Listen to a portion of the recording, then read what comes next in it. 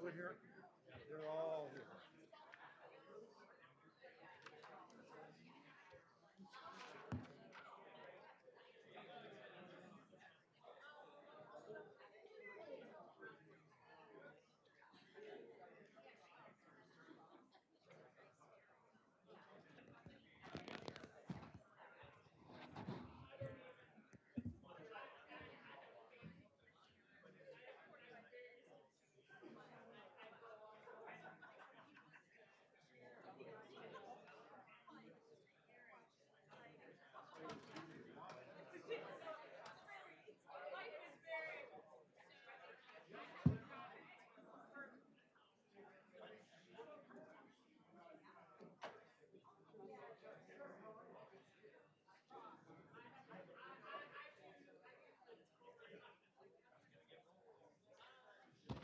Good afternoon, everyone. Very nice to see everyone here on this beautiful afternoon.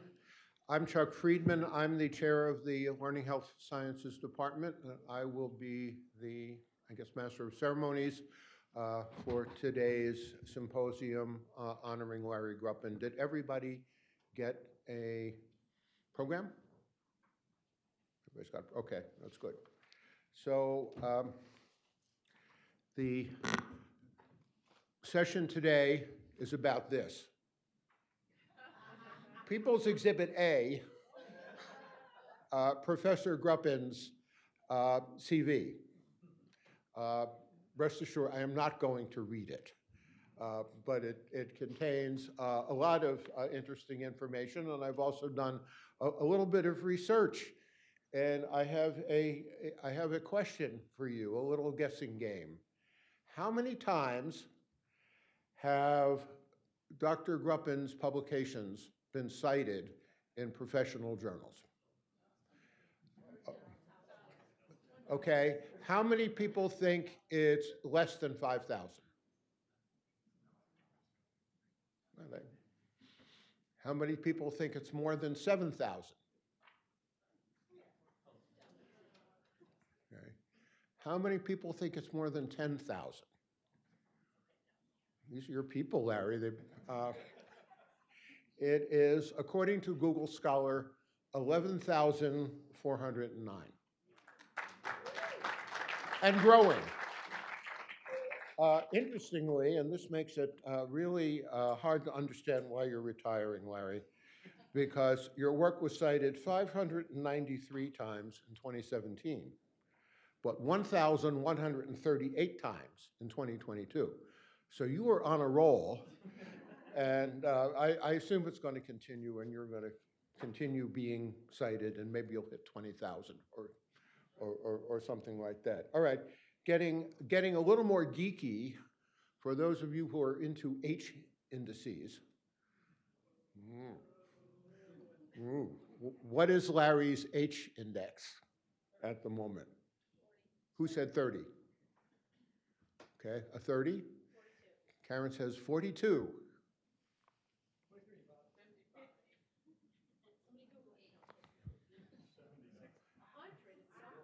58, which is very good. So that is all reflected in this document here. How many pages is Dr. Gruppen's CV?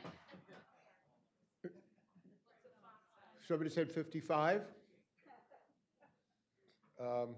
And the answer is? I haven't looked myself. I don't know. Did you number the pages? I did. Okay.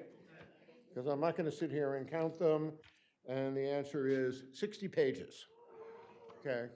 So you will hereinafter be known as 11,409, 58, and 60. You've been metricated. So we are here to honor what those numbers mean, and not so much what those numbers are, and what those numbers add up to is a very, very distinguished career that we'll be celebrating here today. I do want to welcome members of Larry's family, Louise Gruppen, Larry's spouse, Larry's son Tim and his wife Maria, and Larry's son Matt. You all here? And my broken glasses. Okay, Larry's sister and brother-in-law, John and Sandy Klein-Horsman. Good to see you. Thanks for coming. Bob and Don McClure, sister and brother-in-law. And Bill and Jim Shell, brothers-in-law. Terrific. Thank you. Welcome. It's so nice of you to be here today. If you were looking forward to an opportunity to roast Larry, that's not on the agenda for today. So sorry to disappoint you. For those of you who like formal introductions, I'll read to you some of Larry's professional history. He graduated from Calvin College in 1977 and then came to the University of Michigan. You can correct any of this that isn't right.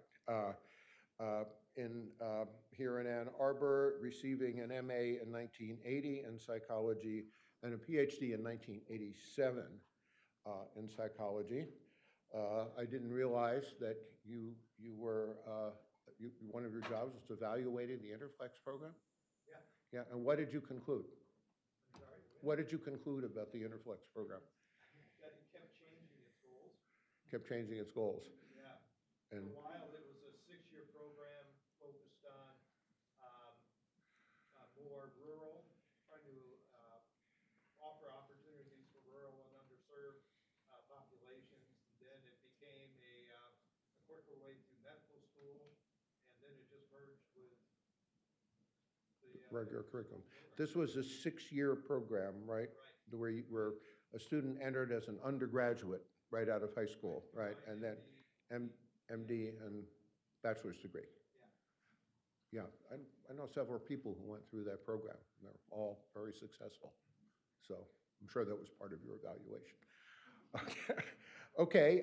Then Larry served in a variety of positions at Michigan, beginning on the faculty in 1987 as a research investigator in what was then called the Department of Postgraduate Medicine and Health Professions Education, and proceeding up through the academic ranks and appointed in 2000 as a professor in what was then called the Department of Medical Education, which became the Department of Learning Health Sciences in 2014. Larry was chair of the Department of Medical Education from 2002 to 2013, right? So, Larry, wonderful. We're all delighted to be here, and what we have done is assembled 3 presentations that reflect on your work, including one of your own to give you an opportunity to reflect on your work. We're going to have a slight permutation of the agenda. Dr. Durning has been delayed by a combination of United Airlines, which canceled his flight, and Delta Airlines, which then delayed his second flight. But he will be here, we hope. He is on the ground, and he will be here in time to give his presentation after Dr. Jim Willis-Croft, who will be our first presenter. Now, just in case anyone doesn't know Dr. Willis-Croft and his background, I will just read a few things about him. He focuses on medical education, and his work has resulted in many, many publications, including 16 jointly authored with Larry, if my research is correct. He has done numerous invited presentations, visiting professorships, and internationally. He was named the first Josiah Macy Jr. Professor of Medical Education, and subsequently the first Lyle C. Roll Professor of Medicine. He has been awarded many, many times with the Society of General Internal Medicine Career Achievement and Medical Education Award, the AAMC GEA Merrill Flair Award, the AMC's most prestigious recognition above all, the Flexner Award for distinguished service to medical education. So, Jim, you were also the dean of the medical school at some point. So welcome to the podium, and we look forward to your presentation. Well, thank you, Chuck. It truly is an honor to be asked to address this really distinguished group. And I'm humbled because there's real experts in this audience that know far more about expertise in many ways and have contributed to the literature in numerous ways. As Chuck mentioned, I've had the privilege of really interacting with Larry throughout his career. One of the things that Chuck told me very explicitly, and he repeated it with the introduction, is this is not to be a roast, because that's one of my talents, is a roast. And so I was left a bit perplexed and decided, well, if it couldn't be a roast, let's make it a toast. And so it'll just vary a little bit. I first started interacting with Larry when he did his Ph.D. thesis. And he actually did field work, if you will, looking at physicians, residents primarily, in the internal medicine outpatient clinic, and when they developed hypotheses. Because most of you are not old enough to remember when the dogma was, you collect all of this information as a total blank sheet from the patient. And then once you get all of that information, then you come up with your hypotheses. And Larry and others have disproved that. And now what we take for granted that people form hypotheses almost from the get-go. And if they don't do it within the first few minutes, the chances of them coming up with the correct diagnosis is very slim. So that was a start. And then continued throughout his career as a faculty member, then as chair. I had the privilege of having him serve on our executive committee, where he was an incredible voice for basic scientists and really contributed to the overall executive committee deliberations. Then I remember very distinctly his endowed professorship when we were privileged to give Larry his endowed professorship. And now at this phase in his career, to be asked to talk is a real honor. You've all heard the metrics. You all being here greatly respect Larry's work. But I thought I might be a little biased. Potentially you're a little biased. So let's ask an outside source that doesn't have a personal relationship with Larry, what would be their perspective on the scholarship they have come to expect that Larry produces. So here's the question. How would you characterize Dr. Gruppen's scholarly writing? First of all, as you see, clarity and precision. Clear, concise, focused on conveying complex concepts. And he's done that as a mentor to many of us, faculty, students, people outside of the University of Michigan. He has really served as a mentor. Evidence-based. Unlike me, that just goes off on tangents, Larry will focus on the evidence. Arguments, conclusions based on empirical evidence, data from reputable sources. Critical analysis, ability to critically assess existing theories, models, educational practices. Research-oriented. That's been Larry's incredible contribution. That's why he's 11,056, whatever you said there, Chuck. 409. 409, okay. Educational frameworks. Larry has contributed to, helped develop, has scholarly writings on a number of educational theories and frameworks. Interdisciplinary, going outside of the confines of the medical school. a professional tone.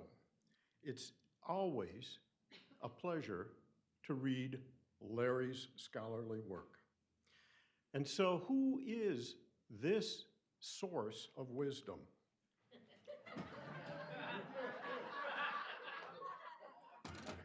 That's right. ChatGPT 3.5 in August. It took him about 2 seconds to come up with this. I then, with a bit of trepidation, entered my name, and I can guarantee you it wasn't nearly this laudatory. So, Larry, this is a very, very wonderful career. So, what I'm going to do today is talk a little bit about expertise. And here's how I became interested in this. So way back in the 1940s, there was a Dutch psychologist, de Groot, during World War II, unfortunately, so his work really wasn't well known and thought about until the 60s.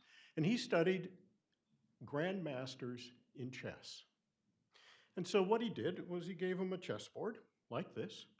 He gave them mid-game positions, allowed the grandmasters to look at it for 5 seconds, then obscured the board, gave them another one, and asked them to replicate the chess pieces. Now remember, we have a memory 5 plus or minus 2. But what did the grandmasters do? They could replicate a mid-game configuration 23 to 24 pieces out of 25 over and over and over. So this raised a lot of very interesting ideas. How in the world do you develop that degree of expertise? And notably, when it was just randomly placed pieces, they could remember 5 plus or minus 2 of the chessboard positions, just like a novice. So that was interesting to me. And here you can read this, Chase and Simon, 1973. So this is not that long ago that we started this whole area looking at expertise. And as you see there, when they wrote about chess mastery, picking up the thread that had been started back in the 40s, they said that in the middle there, behind this perceptual analysis, as with all skills, lies an extensive cognitive apparatus amassed through years of constant practice. What was once accomplished by slow, conscious, deductive reasoning is now arrived at by fast, unconscious perceptual processing. It is no mistake of language for the chess master to say that he sees the right move. So one of the things that I've shared with some of you is this little piece that I wrote January, or rather June of 1988. And for you, Chuck, it was on a Mac Plus that had come out in January. And so, I mean, I was just at the front edge of cutting technology, let me tell you. So it was what I called even back then my professional epitaph, because I was interested in really understanding and enhancing the development of clinical expertise. If you will, the translational science, which we didn't know was so called back then, of basic cognitive science into how in the world you make for better clinical expertise. And so I can't read it here, but you can see there that there was this whole idea of how do we move from entry to novice to expert, and then very importantly to master, because it was a rarity, in my experience at least, to know true clinical masters. There were a lot of experts, but people that were really master clinicians was a rarity. And so I outlined several different questions that I was interested in back then. How do experts differ from novices? How do novices progress to experts? What are the key personal characteristics that facilitate this development? How do self-assessment skills develop? What are the programmatic characteristics that we as a medical school could put in place then how can the progression of expertise to master, or at least to expert, be measured? So that was back in 1988. There's been a lot of progress, a lot of change. And so today what I want to do is hopefully to stimulate some thinking, discussion, maybe even be controversial, but most importantly, reflection. How will we do that? I'm going to look at the current understanding, journey to date, translation, because this is translation science, I think, in education. And then looking forward, implications for medical educators, what are challenges, and then I'll go out on a limb and give a potential suggestion. So what is expertise? You know, we call a lot of people experts, but truly what is expertise? And one of the problems in some ways with this whole field is this quote, and it's from the pragmatic programmer, from journeyman to master. So it's not measured solely by how much you know, but by how effectively you can apply that knowledge.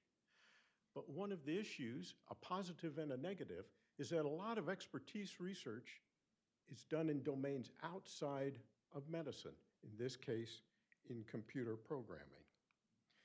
And so then I turn to that expert of all experts, once again, ChatGPT, to say, how would they define experts in medicine? And you can read that there. What I think is very important is that it's not only the comprehensive understanding or knowledge, it's not only the ability to apply critical thinking, it's evidence-based, ethics comes in there, and then as you go down for accurate diagnosis and treatment, it's clinical skills, ethics again, ability to communicate complex medical information to patients and healthcare professionals. Why is that important? Because I think it's important right from the get-go that when we talk about expertise in medicine, certainly if we're interested in masters, that we acknowledge and recognize the complexity and the multifaceted nature of expertise. So this is a book some of you might be familiar with. It was out of OMERAD. I don't know how many of you know about OMERAD. It was up at Michigan State University. It was really a leading medical education research group. Elstein, Schulman, and Sprafka wrote this 1978. It was, in my journey at least, a very, very important piece. Elstein went on to a great career after a career at MSU at University of Chicago. Schulman, a phenomenal career, headed the Carnegie Endowment, and then Sprafka continued at MSU. So what they do, they were very interested in clinical performance.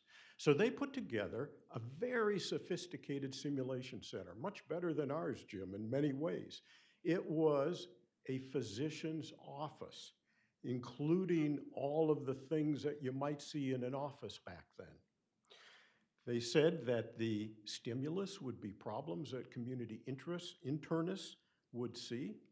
They said that there would be, and they developed, patients that would emulate the presentation of individuals they'd see in this community office. They recruited expert diagnosticians based upon the nomination of their peers, saying this is a really expert diagnostician, as well as what they called typical doctors. Now, what I couldn't ever figure out is, did they ever tell somebody, you're typical? You know, you're the control group. Or if they said, don't go to so-and-so, they're typical. Regardless, what they did is they videotaped all of these interactions, and then they had think aloud by going through the videotapes with the physicians afterwards. And what did they find? there was no significant difference in performance of the two groups. There was no systematic differences in cognitive processes, which was really pretty disappointing.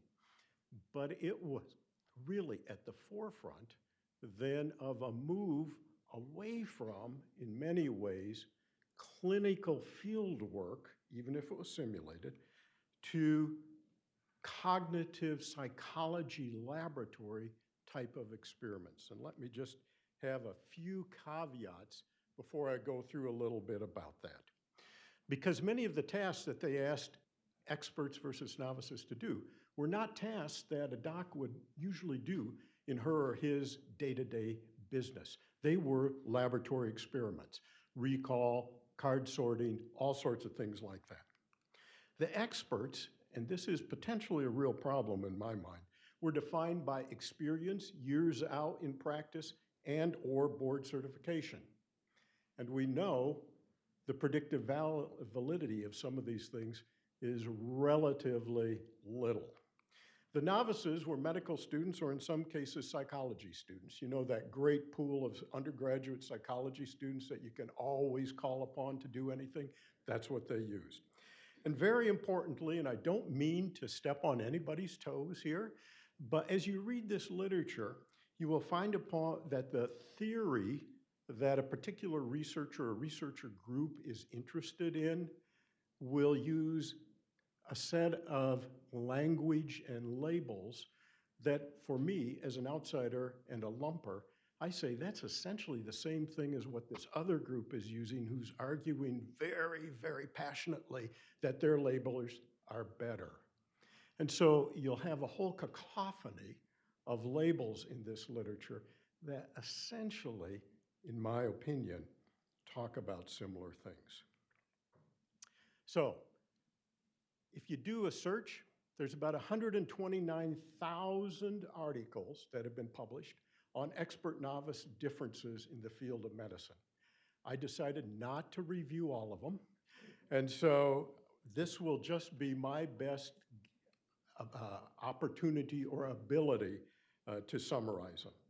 So one thing, and we take this for granted now, but once again, not that long ago, back in the 60s even, there was this idea of general excellence in problem solving. If you were good in chess, by definition, you were good in physics. By definition, you were good in you name it. We know that's not the case now. We go, how could anybody be so blind? But we were. And guess what? In 50 years, people will look back at us and say, how could they have been so blind and stupid to think that? So anyhow, found chess, found physics, taxi drivers, but it was London taxi drivers knew not just taxi driving, but the context of London. They were just as lost as anybody else in New York, Chicago, etc. Music, one genre versus another. Medicine, one area versus another. Content as well as context. Ambulatory versus inpatient. Surgical OR versus radiology suite, etc. The experts could recall patterns, recall clinical cases, recall data. In fact, when given a classic case, would put data in that hadn't been presented and swear that it had been in there because they had a pattern. Here's what renal failure looks like, and of course this is what you're going to find. That is one of the areas where the experts had a real, if you will, similarity to the chess grandmasters. They saw patterns, they knew these patterns. These patterns are called all sorts of different things, but they subsumed large chunks of data. This led to automaticity, very rapid problem solving. They could link the problems, the diagnoses, with solutions. And here's one of the places where you'll get different labels for essentially this automaticity. Type 1, System 1, pattern recognition, etc. They had superior short and long-term recall. It's just like the mid-game positions, as long as it was in their domain. They represented, and this is very important, and we'll come back to this, the problems at a different level than the novices. So novices can have great surface similarities, but the experts were able to look at things differently. And this, again, was across disciplines. And then when faced with an uncommon or out of their domain problem, they reverted to a different type of thinking, which was defining the problem, building representations, trying to link it to prior experiences, but thinking very deliberatively rather than in this almost automatic role. So let's think about how did we as medical educators build on this? Because medical educators are great at integrating advances in our understanding of the journey from novice to expert, hopefully to master. And so there are a number of things that were directly or indirectly built upon what had been developed in the study of expert versus novice. Attention to the clinical context and types of patients that were seen. We moved students to the ambulatory arena because medicine was moving there. That was a dramatic shift.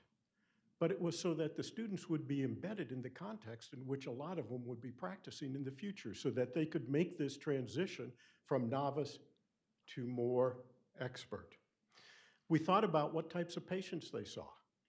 We'd actually categorize. Did you actually see somebody with an MI, or did you only see somebody that was in because they were on the transplant list? And the list went on and on and on, paying attention to clinical context. Could argue that the reason a lot of schools went to problem and case-based reasoning was to embed the knowledge that they were transmitting to the students in a setting that they would be expected to apply it. Because previously, we had a pharmacology course, we had a physiology course, we had a histo course. The courses were totally independent of integration, one with another, and certainly with clinical. And unfortunately, we still have some faculty that pine for those days. I can tell you that. Linking basic science to clinical and clinical to basic science, organ system rather than course-based, and then very importantly, a whole change in our assessment. In many ways, MCQs, certainly when I went to medical school, was an exercise in remembering and recognizing, first order. A lot of work has been done by psychometricians and others to really try to make even MCQs higher order thinking tests. And a lot of progress has been made. Incorporating cases, attempting to eliminate recall items. Larry and I worked with others on a pattern recognition examination.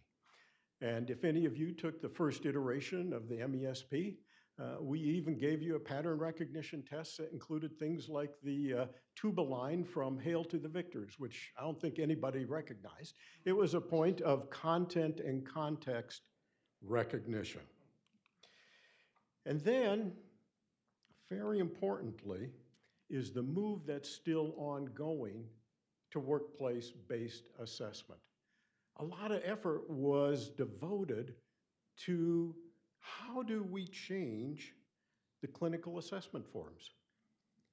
Anchors were put in for the Likert skills, defined performance measures were developed. Unfortunately, essentially, what has been found is that factor analysis shows most faculty either like the person or don't, and how good their sort of overall gestalt is about the person. So that didn't really pan out.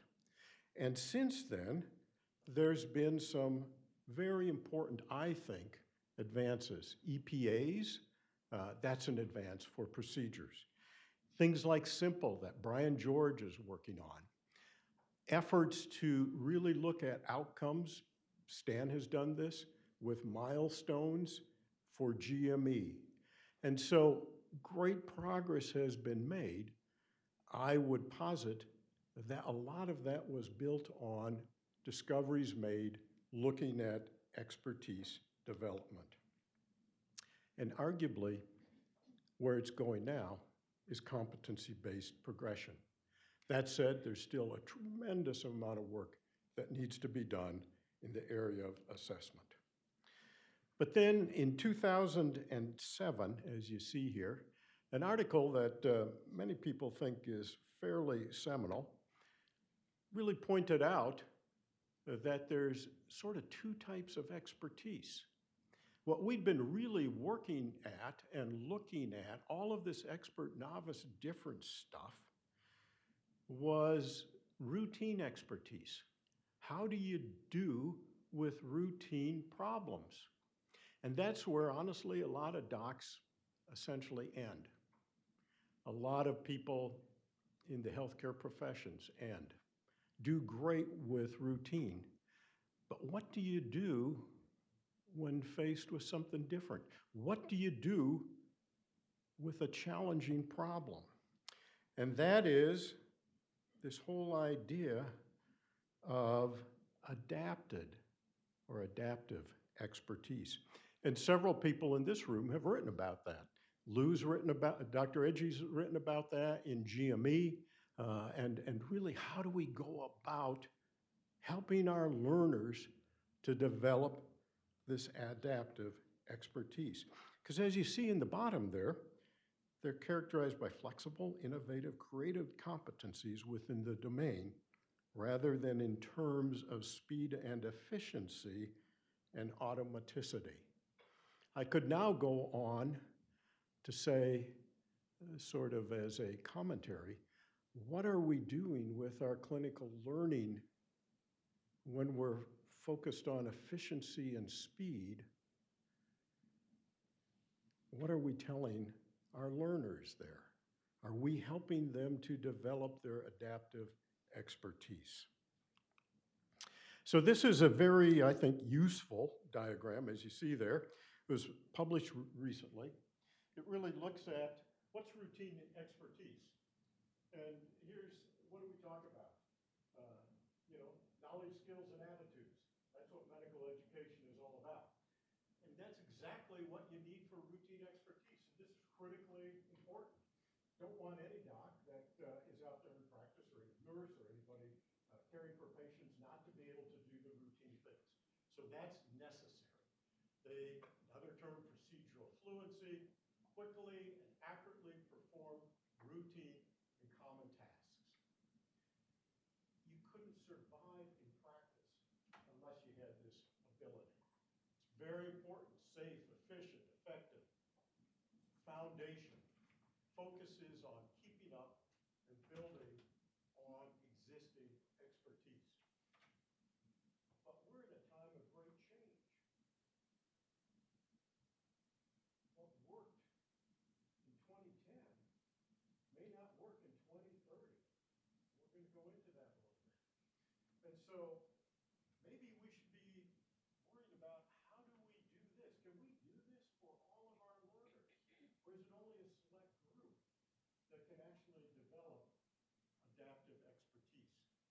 It's not only the routine, but understanding at a deeper conceptual level, not just what to do, but why, being able to reframe problems. And as you see, creative approach, problem solving, innovative ways, critical thinking, etc. And in this article, they said innovation without efficiency or lack of good judgment about whether or not to innovate is something that shouldn't happen. I don't know if I agree with that, because for some things, we might need that. Very, very briefly, some of you have heard my one talk. So when I was a chief resident out at Wayne County General Hospital, which was just north of the airport at that time, was attending on the service as chief resident. You attended. He had a 28-year-old man. This was in 1979. And this 28-year-old man had severe thrush to the point that he couldn't eat or swallow. He had Kaposi sarcoma and was really not doing well. He ended up passing away. And I thought I was a really hotshot internist back then. And so talked with the team about, Kaposi sarcoma. That's something you see in old people. Thrush like this, we see that with chemotherapy, but that's really unusual. Obviously, in retrospect, that patient had AIDS. That was before AIDS was quote unquote discovered. And what did I do? I fell into this trap. Put him in a box, said, yep, a little odd. But instead, he was really giving me, the team, an opportunity to think fundamentally differently about the why. Why is this? What's going on? And so I would hope that none of our learners make that same mistake. The only consolation is that it wasn't until hundreds of these men were coming in UCSF that somebody said, what is going on here? And then the rest is history. So, a lot of change in medicine is incremental. People adapt, they do well, welcome. So thank goodness you didn't hear the first part of mine so that I'm not totally embarrassed. Phew. But what I think we need to prepare our students, our residents for, and even our faculty, is this whole idea of disruptive change. It's so powerful. It requires new skills and expertise. And very importantly, those that don't adapt risk becoming irrelevant. So here's just some of the disruptors. Precision medicine. It's not precision medicine like we talk about it now with just genetics, but it's like back in 2011 when the National Academy really wrote about this. It includes genetics, but it also includes environment. It includes the proteome. It includes really a broad spectrum of things. Regenerative medicine, augmented reality, robotics, they are going to change the practice of medicine fundamentally. Remote sensors are going to change how we interact with patients fundamentally. The microbiome, we're just beginning to understand that's a basic science change. Neurodegenerative disease, Parkinson's, coronary artery disease, clearly inflammatory bowel disease, bowel cancers, the list goes on. We've just barely begun to scratch the surface of the microbiome, and that is going to disrupt a whole lot of our fundamental understanding. So, what's a medical educator to do? This whole gamish of things on expertise, what can I take home from it? What can I try to talk to you about? So, how do we prepare our learners for the rapidly changing practice of medicine? How do we prepare them to incorporate disruptions of what they have learned as fact? We used to sort of laugh about it. 50% of what you learn in medical school will be proven untrue within 5 years, or whatever time frame the faculty member wanted to put in it. But it's true. And so what do we do for that? And this is the biggest challenge, I think, for medical educators.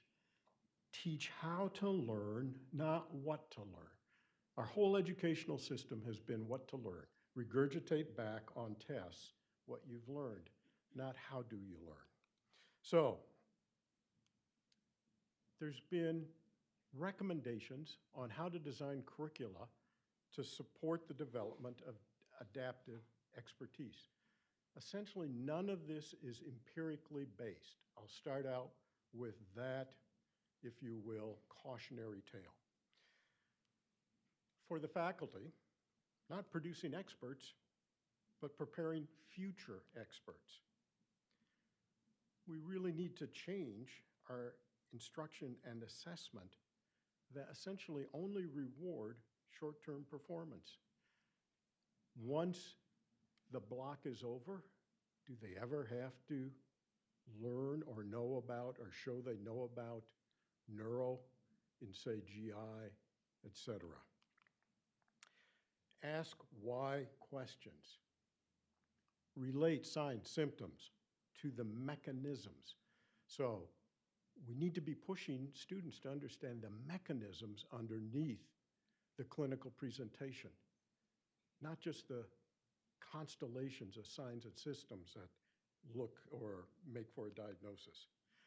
And very importantly, and our students don't like doing this, and I bet you there's a lot of students like that, they don't like to fail. But that's probably one of the most important things we as faculty can do, is allow them to struggle and fail.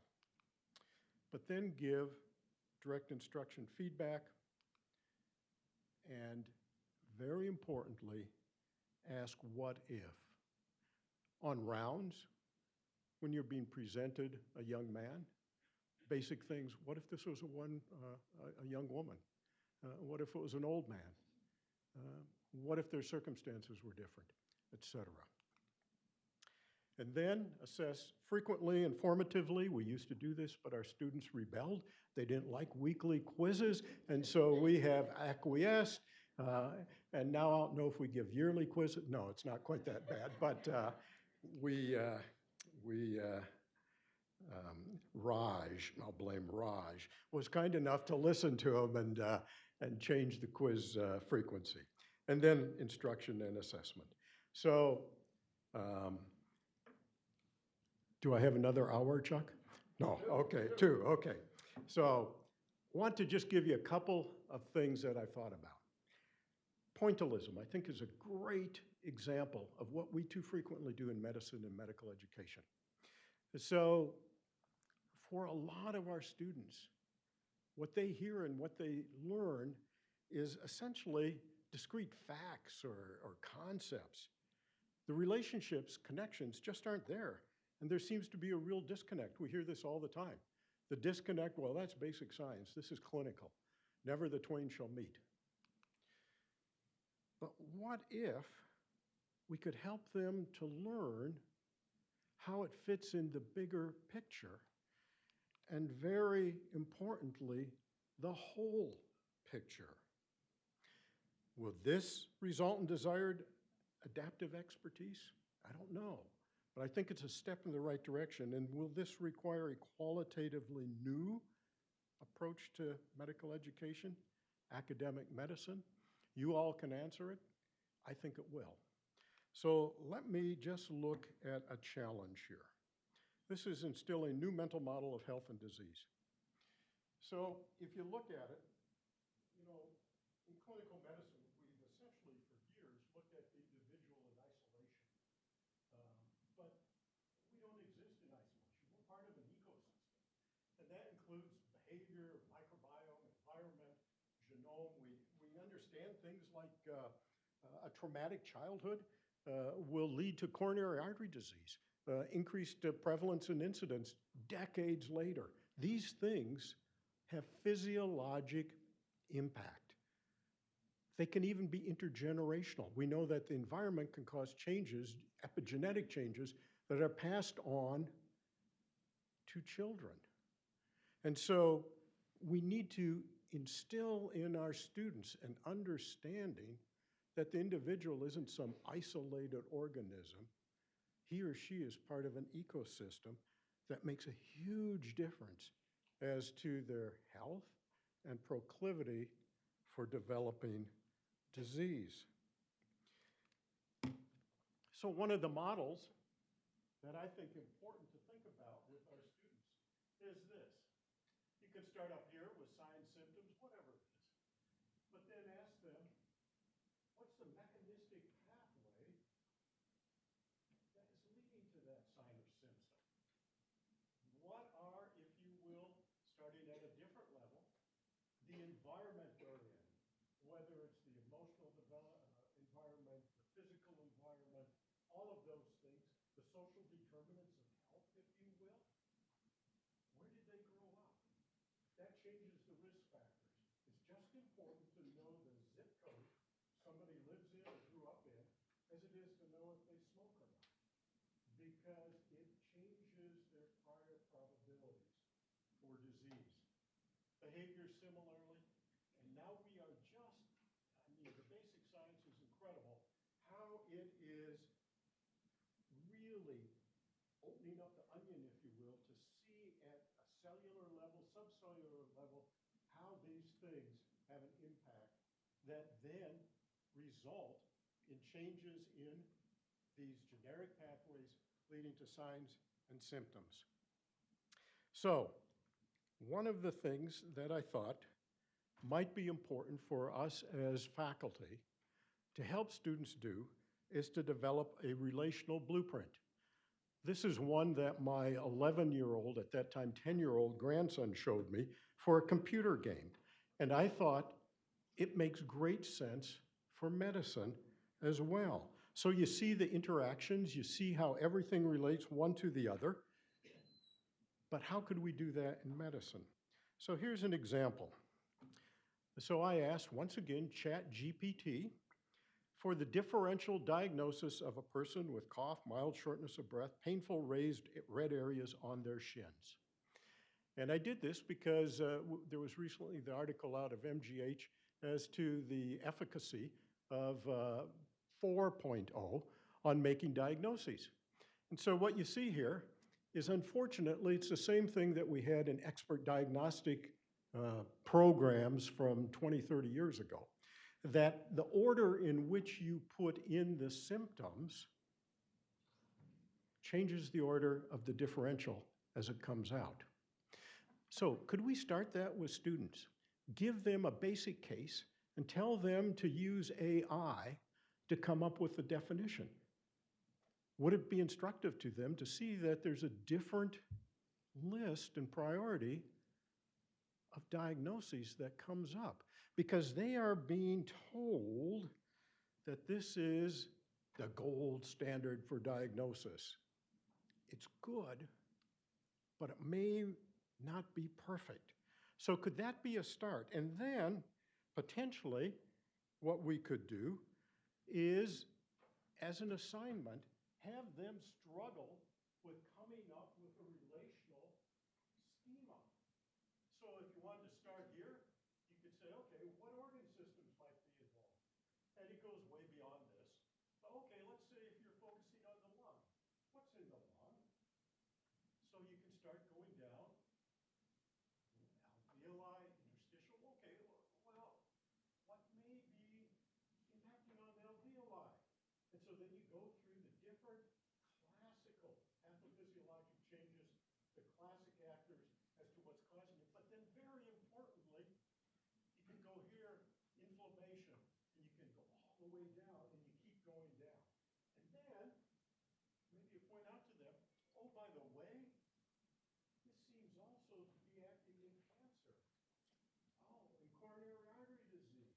And where are the overlaps? So really helping them to begin to develop that mental model of complexity that will allow them, as changes come up, to see at the level of what is going on. Because I think we now have that potential to do that. And so that ties in to the last point about diagnosis. A lot of the work on expert-novice differences was on diagnosis. Why? And this is, again, from that NAM article, actually National Research Council, where they proposed a whole different taxonomy for disease. And I think that's where we will be going. So it's important because it assures that the clinical system is on the right path to treat that patient. And just as basic science understanding has changed the labels of disease throughout history, I would say, why is it that we continue to call breast cancer, rather than looking at the mechanism underneath it, which, oh, by the way, may be an oncogene that's also active in colon, or also active in other cancers. And you use the same approach for therapy. So here's just some examples. And now tuberculosis, we even categorize it further And so it goes on and on and on. Diabetes, over 50 different types. It's important because what does it do? It limits our diagnostic thought processes and therefore the therapeutic possibilities. So I would encourage us as medical educators to be focusing on the mechanism, not the name for almost the syndrome, or not like in cancers, focusing on the organ system, when all we had was a microscope to help us categorize what we were dealing with. So, back to 1988. I think for the first question there, we actually know for routine, common clinical problems, difference between novices and experts. We also know that adaptive expertise is a work in progress, a very important one, in my opinion.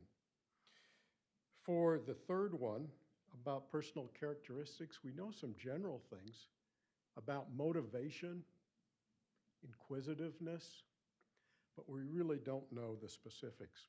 And there's a lot of work that needs to be done there. Self-assessment remains essentially an enigma for many of us. Adaptive expertise, again, for number 5. Hopefully, we can do some experiments. Maybe even something like I suggested, but then try to get the empiric evidence that would substantiate something as different as that.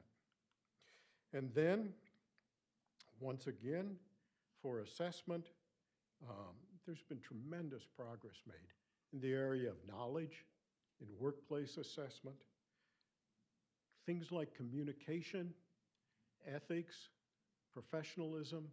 It's a work in progress. But here's the biggest question. What are we striving to prepare our students for? Is it to be great docs in 2010 or to be great docs in 2050? And in order to do the latter, we've got to really begin to think about what will clinical practice entail. So with that, here's my journey from scientific citations to Google PubMed to generative AI.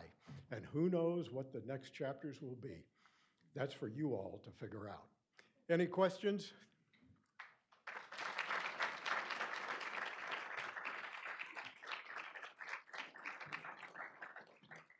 Yeah, we have time for one or two. Okay. Everybody's leaving. No. So, questions? Yes. So, I'm intrigued by the taxonomy and the order in which the words are crafted. And it makes me connect that to our colleagues in informatics who know that if you write computer code a certain way, you're going to get certain answers. And I'm wondering if the finding is sort of just an example of what happens because you put it into a computer, or is there actually sort of a there, either because of premature cognitive closure, right? Because if we order the things that we're paying attention to in our differentials. I'm wondering if you have any sort of ideas about how we might tease that out. Yeah, I think that's a very important observation. I don't know the answer from the computer programming point of view, but I do think if students start seeing this, it will reinforce to them the importance of the history and the physical, trying to figure out, is it those things on the shins that I got to be most concerned about? Or is it this little cough or the shortness of breath? So that they begin to understand there is a prioritization. And that gets back to the mechanisms. So if they can, at a mechanistic level, start making hypotheses what's going on, it might help them to put in the correct order. A lot of work needs to be done on that. I'm trying to remember, Chuck, was it Miller that did the expert diagnosis programs? I think it was at UPMC. yeah, Randy. And a lot of work was done on it, but it really had this problem.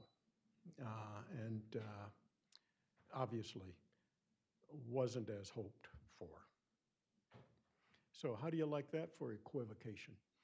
Okay, one more question. Yeah. Jim, you always get us to think differently about things we've thought about for a while, so thank you for that.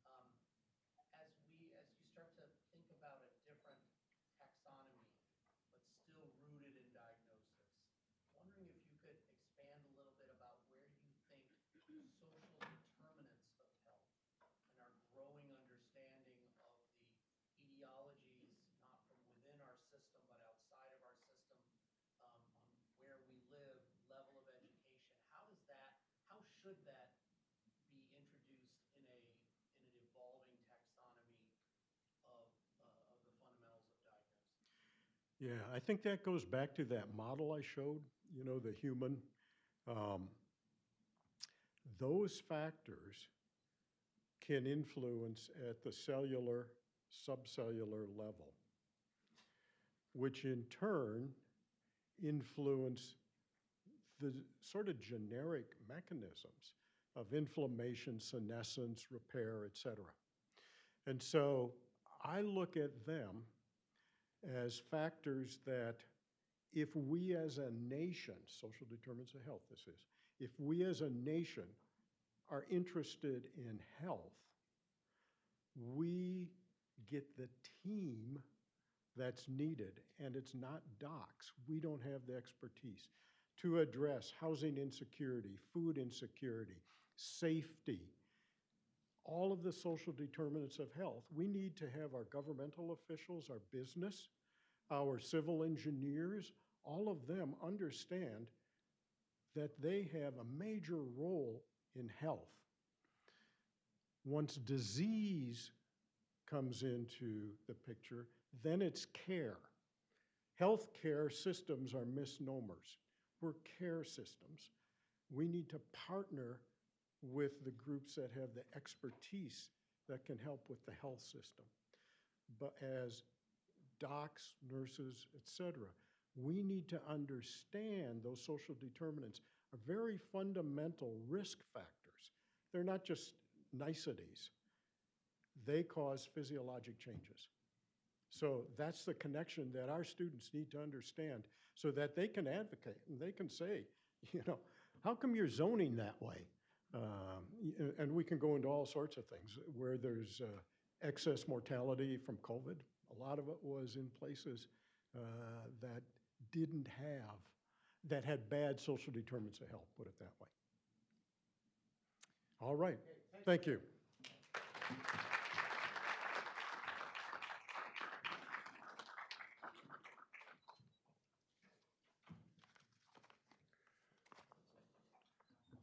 So when I first told Larry that we were going to be organizing this symposium, I said, well, we're going to have you give a talk, and he agreed.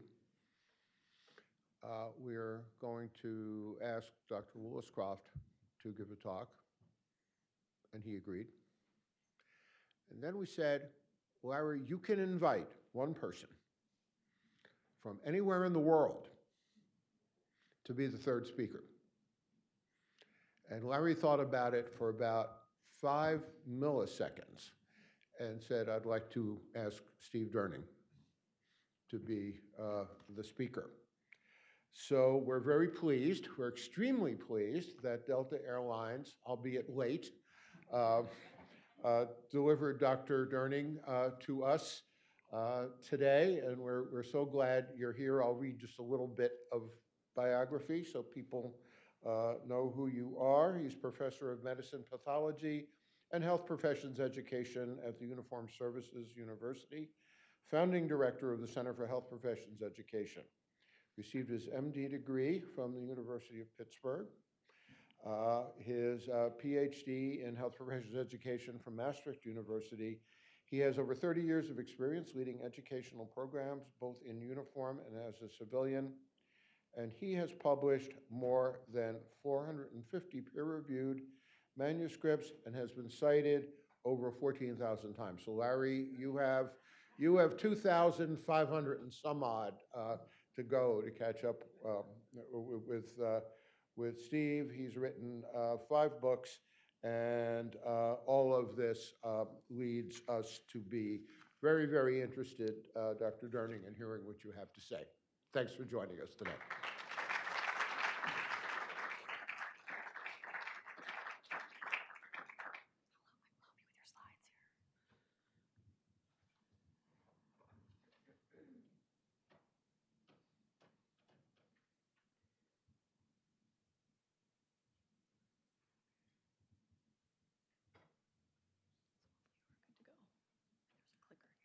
Clicker.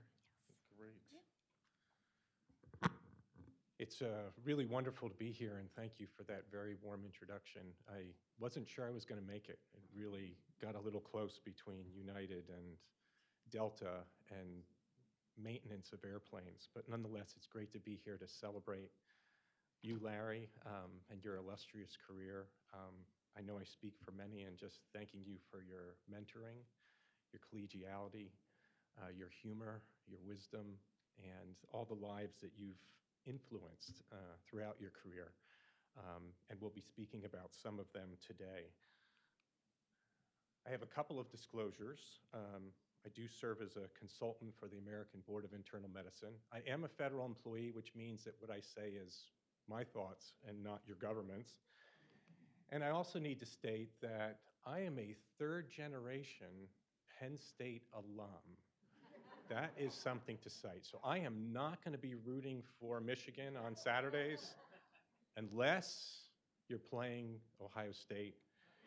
The interesting thing is my oldest son, or my middle son in that picture, the face said, you could say that at the University of Michigan. I don't think they're going to care, because to be a rival, you actually have to beat the other team. Penn State doesn't do that. Nonetheless, here we are. I'd also like to begin by saying that research and clinical reasoning assessment, and arguably many fields in health professions education, are an untamed construct. What do I mean by that? It's complex work. We study based on prior findings. We don't know what they're going to be. We write in teams. We cite the literature and learn new things, and the things that we do are not predictable at the outset. And furthermore, assessment can be very difficult, elusive at times to ensure effectiveness. And these are really concepts that echo when we talk about assessment in the wild. I've mentioned some things about Larry already. I'll comment further. We've known each other for nearly 30 years now. It's been great. We've written many papers together. We've written grants and book chapters, and I think what I've most enjoyed is not only building committees with Larry, but also seeing how he mentors others. And one thing that I'd like to say about Larry is that his legacy arc is wide and deep in terms of the individuals like myself that he has influenced. So thank you, Larry, for that. And you may be wondering, where did I come up with the title for this talk? Well, it's based on a couple things. First, Dr. Gruppen has expertise in assessment. He has expertise in clinical reasoning. What's this stuff about in the wild? Well, it actually comes from a textbook chapter that he wrote over 20 years ago that I found. And yes, it was difficult to copy. I get it's hard to read. They're almost like scrolls of wisdom, so to speak. But nonetheless, he brought up some issues in research for clinical reasoning to include its assessment. One being that we need to study it in naturalistic settings in the wild, to include looking at the impact of context, what happens from situation to situation, that we may need new theories for our work, and that likely we would need multiple methods and perhaps new methods. He also makes notion of the challenge of assessing clinical reasoning, something that goes on within heads, and the Achilles heel of trying to assessment is, can we really view thought processes? And our need for scientific or science fiction type methods will even get a little bit at that today. So I thought that I would go through this talk by talking about clinical reasoning assessment research and doing it through the work of several individuals, including myself, that Dr. Gruppen has worked with. So I will talk about Dr. Gruppen through papers of individuals that he has mentored in the field of clinical reasoning assessment, that he is either directly influenced or indirectly influenced.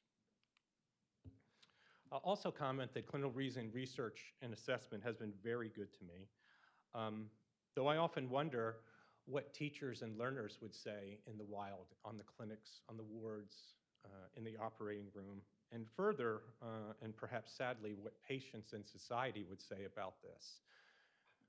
As another reason for talking about clinical reasoning is that it's a global problem. I've mentioned this report here that you can see, Improving Diagnosis in Healthcare, published around 2015. We're not getting much better, to include findings such as medical errors, a third leading cause of death in the US, behind heart disease and cancer. So this is clearly an area where we need to get better.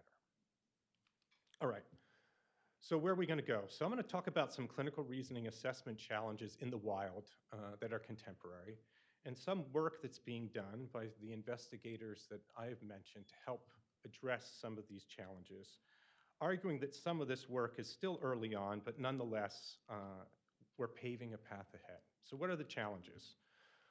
One is differences in terminology. It may be surprising to you that something that is so critical to how a health professional functions, that there would be debate and lack of understanding about what we mean when we say clinical reasoning. It exists. I'll define clinical reasoning for purposes of this discussion today as the cognitive and affective steps that a health professional takes up to and including the diagnosis and management of the patient that is specific to their circumstances and preferences. And that has been modified from Dr. Gruppen's definition. That it's a complex process. It is inherently social as we interact with patients, other members of the healthcare team, and families. That typically only the final decision or behavior is visible, the diagnosis or the management plan. There are typically multiple solution paths and/or multiple solutions that are acceptable. There's the challenge of context or situation-to-situation specificity.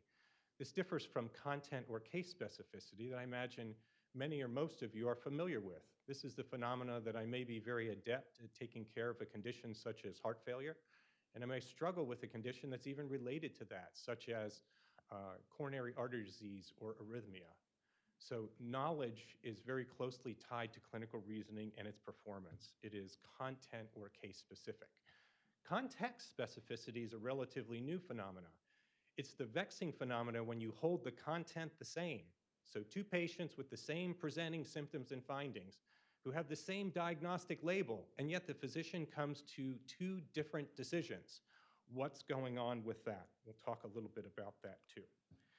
And then, of course, there's our limited understanding of clinical reasoning to include management reasoning or even looking at dual process theory, which was made popular in the book Thinking Fast and Slow by Dan Kahneman, who actually won the Nobel Prize of Economics, of all things, for this work.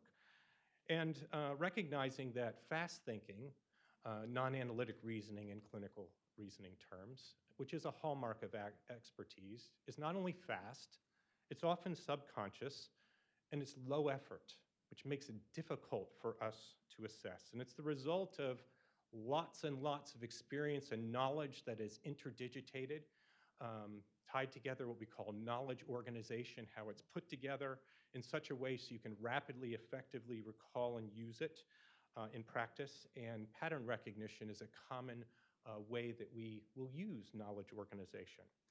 If you have any question about the power of knowledge organization and fast thinking or non-analytic reasoning in action, take a moment to read this slide for me. You can do it because reading is a pattern recognition activity.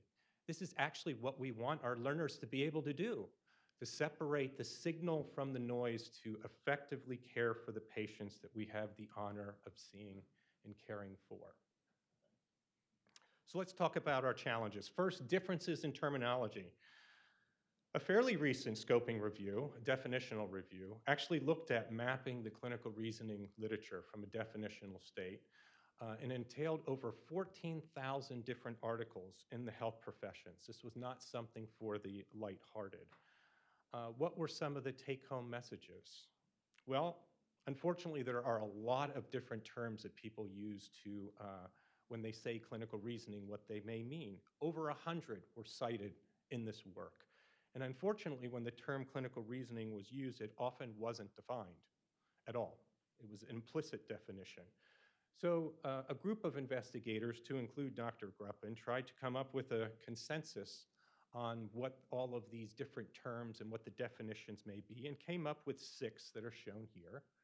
I think an important take-home message from this work is that we really need to be explicit with what we mean when we say clinical reasoning if we want to advance the field, and it doesn't have to be the same definition. We do need to define it. A related scoping review looked at assessment methods in clinical reasoning, and there are many different assessment methods. This was a similar body of work that was examined, very large body.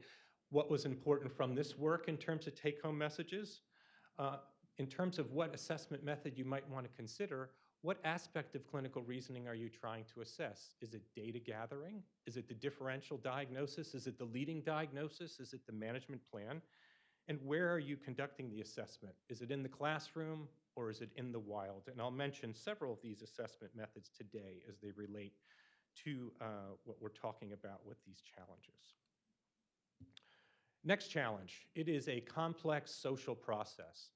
I would argue that healthcare and clinical reasoning has historically and still looked at, as shown in the setting that you see, the relationship at the bottom of the screen, whereby the patient hands the box of symptoms and findings to the physician and expects the physician to unwrap that box and come up with the diagnosis and management that is appropriate to the patient's circumstances and preferences. Well, what we're learning is there's a lot more to it. There's the need to negotiate with the patient. There are resource constraints. We can't predict where things are going. We do clinical reasoning in teams as just some examples. So what do we do with a complex social process and conduct assessment in the wild? Here I'll say something that may be a little counter to what some of you may be thinking, and that is use a theory. So use theory. I've listed 2 of several theories that you could use: situated cognition and self-regulated learning. And what you'll note with these theories, which I'll briefly discuss, is that they have multiple parts. The parts interact, and it's the dynamic interactions that actually lead to complexity. How can this help you in the wild? Well, if you use theory, it not only can help you with different assessment targets that you might use, but also as you're in the messy jungle of assessment in the wild, it actually can pull things together to give you a pathway through the wilderness, so to speak, in terms of what you might expect would happen with all these diverse interactions, and how might you synthesize the information. So here's situated cognition, which I will briefly discuss. Situated cognition argues that our thinking or cognition is situated or located in the specifics of the experience, dividing the specifics of the experience into factors. In a clinical encounter, who's present? You have a physician, a patient, and a practice setting, and their related factors, which could include for the physician their knowledge of the disease and its treatment and its pathophysiology, their experience with taking care of the condition at hand, their cognitive load, their well-being, their sleepiness or burnout. Patient factors could include the acuity of the illness, their language proficiency. Do they suggest a correct or incorrect diagnosis? Practice or setting features appointment length, ambulatory or inpatient setting. Does the EHR work? And so on and so on and so on. How does this help us? Well, I think it helps us in terms of looking at more than what's inside of the physician's head in terms of how to assess and improve clinical reasoning in the wild. I am not saying throw out the baby with the bathwater. What is inside the physician's head is really important and serves as a final common pathway, but we should be looking beyond that, and situated cognition is one lens. It also serves as a way to explore vexing phenomena like context specificity. All right. Self-regulated learning. This pertains a theory that pertains to an activity that has a clear beginning and an end. And it divides the activity into 3 different phases. There's the before, during, and after phase, or the forethought, performance, and self-reflection phase. And what it looks at are the different thoughts, behaviors, and feelings that one engages in before, during, and after the activity with a beginning and an end. How might this help us in the wild? Well, it gives us specific things that we can look at, thoughts, behaviors, and feelings that are actually more closely tied to how we might provide feedback as opposed to good job, resident X or student Y. And I'm not sure exactly how to help you improve. And to the last speaker, to what Jim was talking about, I point out that self-regulation is teachable. This has been shown in multiple different contexts, including medicine, whereby if you teach somebody about these thoughts, behaviors, and feelings in 2 or 3 of the different phases, you get to competent performance faster and with fewer attempts. Clearly something we could use in medicine. All right. So you may be wondering if complexity is possible in your area of interest. There are a number of things that you might be interested in studying, and here are a couple of questions that could help you with perhaps ascertaining that. First, is there more than one successful outcome to what you care about? More than one right answer, more than one solution path?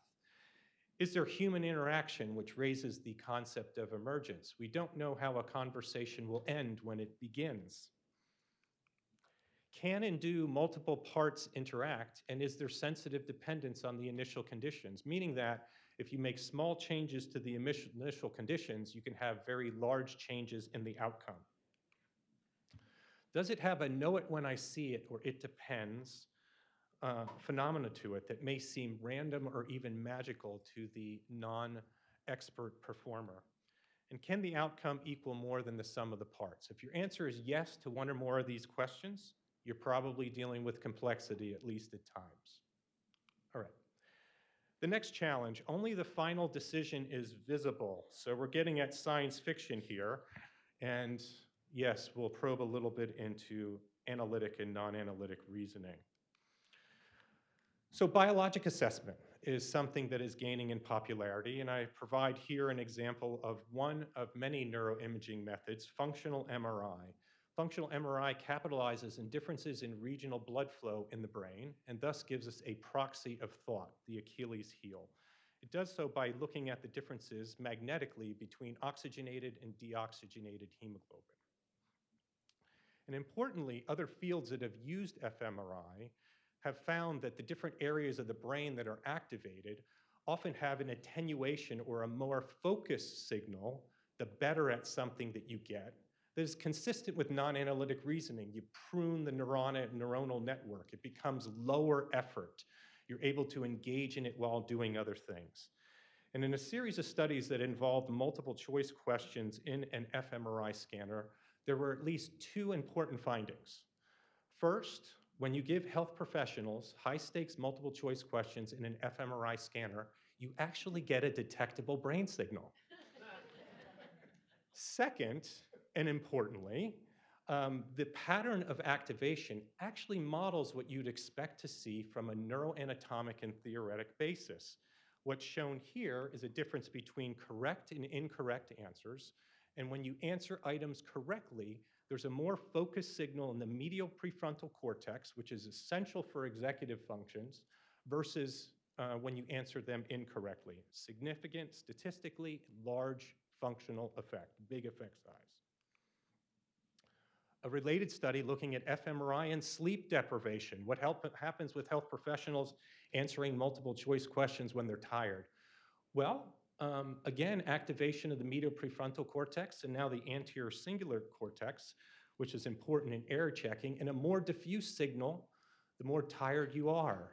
Again, matching what we just talked about, and perhaps sleep deprivation makes us act more like novices. Okay. Another biologic assessment method, sympathetic tone, or one's amount of fight or flight response.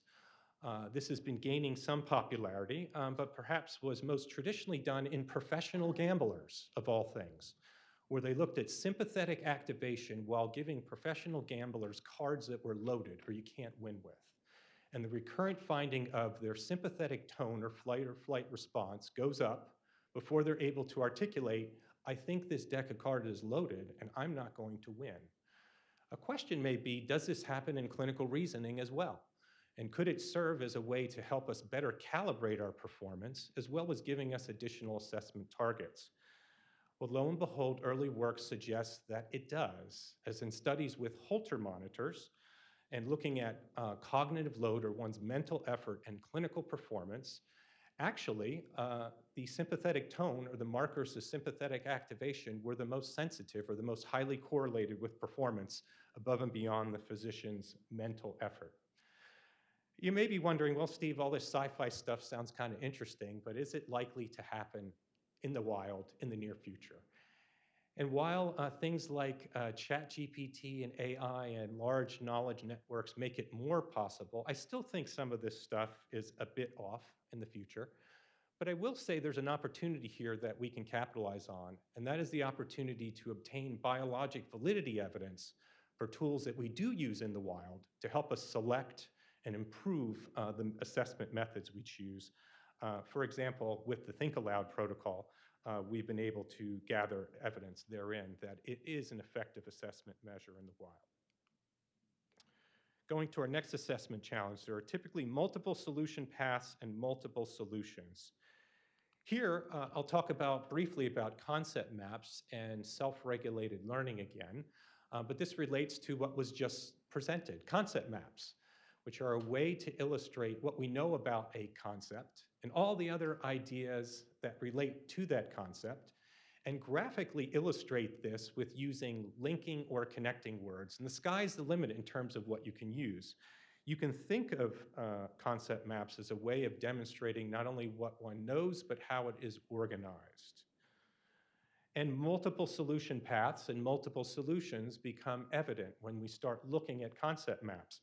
For example, here are two learners from a recent OSCE station at my institution who had the same score on a hypertension OSCE from the standardized patient score, the post-encounter quiz, and the post-encounter form.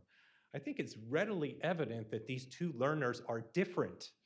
And multiple solution paths and multiple solutions. We can start probing a little deeper with activities like concept maps. And then there's a self-regulated learning approach looking at this called the microanalytic technique, where you ask specific questions that target the thoughts, behaviors, and feelings before, during, and after an activity with a beginning and an end, which can be very effective and can be tailored to where the learner's at to help them to grow. You may be wondering, well, what do we do with all of this stuff when there's multiple solution paths and multiple solutions? And I think here it raises a larger discussion of perhaps pivoting a bit from our typical psychometric approach, where we focus on the single best answer and all the reliability and validity evidence we can find, to actually looking at boundaries of effective performance, whereby you're looking at what's acceptable and appropriate versus what's unacceptable, and looking at assessing the boundaries. To give you an analogy, perhaps we could think of, as it's baseball season, a Major League Baseball pitcher.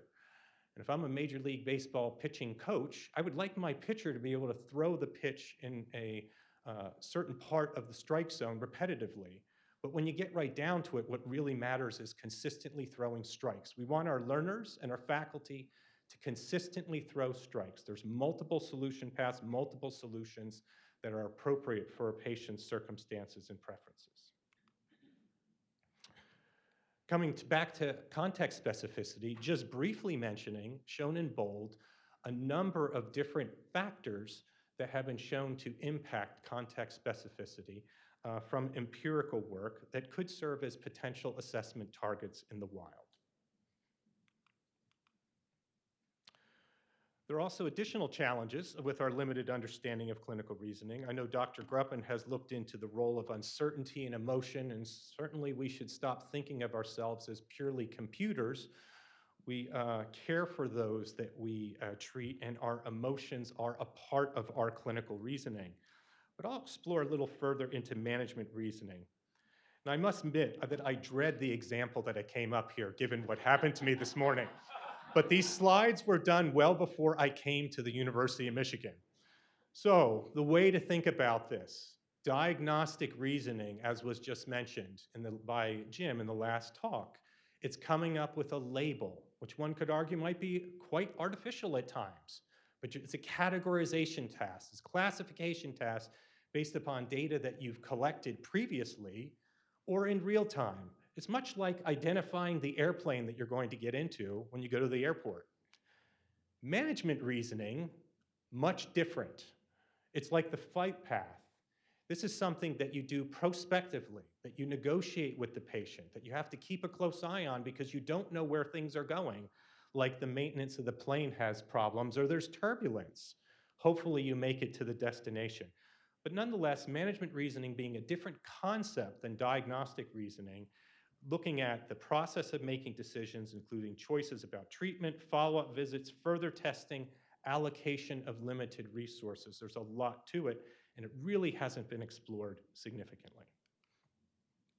Here I just show a slide from a fairly recent paper about some of the concepts that underlie management reasoning and some of the targets that you might consider in your assessment in the wild. Things such as shared decision-making, the effectiveness of the individual as a teacher and as a salesperson. There are times where we actually have to try to convince our patients to consider what may be the standard of care. Prognostication for the future, the ability to negotiate or the communication skills become really important, as just some examples. All right, I wanted to try to tie together the challenges I've mentioned with an analogy, and I'll use a baseball analogy as it is baseball season and football season. What you see here is a picture of my oldest son back when he was in high school, and I was his baseball coach in the off season, so forgive me if you don't like baseball. But we'll actually use a pitcher for the example. And let's assume that reaching an appropriate diagnosis and management for a patient is equivalent to throwing a strike, okay? So the pitcher wants to be successful, they need to communicate with the catcher. What pitch is going to be thrown, where it's going to be thrown. You really need to have clarity on the definition. It is a complex social process. How is the umpire going to interpret the strike zone for the batter of different sizes and shapes and their vision and all these other things? We won't get into it. Only the final decision is typically visible unless you're watching it on TV and you can see the box, right? Though the umpire doesn't use that. But you can use biology at times to help you with improving your effectiveness, your chance of success. Perhaps where the batter is standing in relation to the plate, or where the umpire sits behind the catcher. That may be helpful. There are multiple solution paths and multiple solutions, many different ways to throw a strike. There's the issue of the context or the situation. You may or may not want to throw the same pitch in the same place 2 successive times to get the batter out, which is important. So context matters. And also, you're probably going to study the batter to have an understanding of what their tendencies are if you want to be effective with throwing a strike. So having a framework or a theory can be really important in the wild. And of course, with management, a good catcher can pull the pitch into the strike zone and perhaps the umpire will call it a strike after all. So management plays a role. All right, a couple of final points when we talk about assessing clinical reasoning in the wild and some more lessons, these being perhaps more personal to Larry. It really matters to patients in our healthcare system. So this is really something that we need to explore. And Dr. Gruppen has dedicated a significant part of his life to exploring clinical reasoning and assessment. While it's difficult, we need to continue to perform the research to do it better. And what are some tips? Use a good theory. At times, there's nothing more practical than this. You're going to have to do a lot of sampling and consider multiple methods. For fuzzy constructs like clinical reasoning, you're at best going to get angular vision. So multiple methods, lots of sampling. Build a diverse team and read broadly too. Oftentimes, scientific advancement is best made by fields that are parallel to ours, and we learn from them. If somebody tells you that they have the answer to a clinical reasoning assessment challenge in the wild, you should run. Our answers are at best partial, at least at first. Listen like you think you are wrong versus reacting and defending. And I have to tell you, Dr. Gruppen is one of the most humble and kind individuals I've ever met, and he manifests this so clearly. Expect others to heavily criticize your ideas, at least at times. Take your work very seriously, but not yourself too seriously. Thank you, Larry, for your humor. Be ready to fail and learn. It's just a part of the process. Don't let perfection be the enemy of the very good. Well, as we conduct assessments in the wild, it's really important to have a guiding light or a North Star, if you will. And I do think we have one for assessing clinical reasoning, and that is to give our patients the best possible care that we can, because it's what they deserve, and it's what society expects.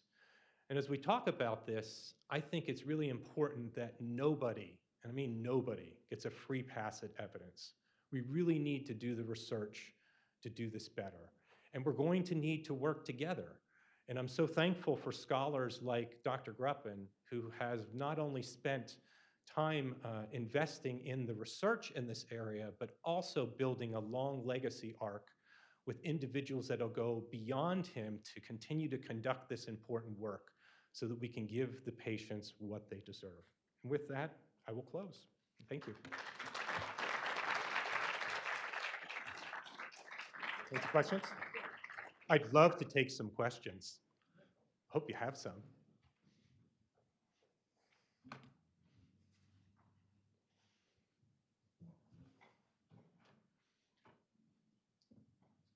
Yes, Stan. Thanks, Steve. That was very interesting. I'm just wondering about the implications of all of this for selection of medical students, or maybe a bit easier selection of residents, but selection of medical students seems to me to be real challenge in this area. Are these things stable enough over time during a medical student's career? Are they predictive? Do they have, what's the future there? Yeah, it's so I'm going to do a I'm going to do a sidestep here, and I'll explain a little bit of the why. So as Jim, our last speaker, talked about artificial intelligence, for example. Let's just use that as an example. 10 years ago, we did not have the technology that could rapidly and fairly accurately give us information that may be similar to our non-analytic reasoning. That day is now rapidly approaching, and as my colleagues who are in computer science are not only talking about open AI, they're talking about closed AI, meaning I'm going to put boundaries around what the AI will search and get rid of all the bad things in the internet and only the good things in terms of good data. So I think that in terms of knowledge and use of knowledge, it's becoming more of the interpretation. So knowing lots of facts is less important. Can they relate to patients? Are they caring and compassionate? Are they adaptive or flexible, as was mentioned, adaptive expertise? In terms of clinical reasoning, I think you need a lot of practice, and I think it needs to be assessed all the time. And I don't know necessarily what the future will look like in terms of selection, but I'll bring up another fact that's quite frightening that relates to this, and the doubling time of medical knowledge. So if we just talk about medical knowledge and its doubling time. In 1950, it was estimated to be about 50 years. A couple of years ago, it was estimated to be about 3 months. In 2050, they think it's going to be about 30 days.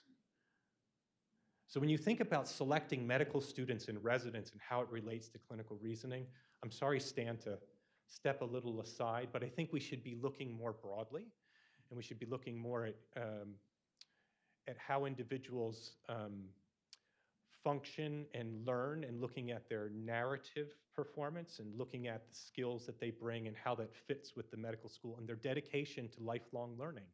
Because at the end, this is the practice of medicine, and it's getting more challenging, so one's going to need to be interested in and continue to reflect and grow and get better. I don't think that I really answered your question whatsoever, but thank you for letting me comment a little bit from the podium. Yes. So just to follow up on Raj's last question about context. Yeah. So you talked a lot about assessing. Let's talk about the assessment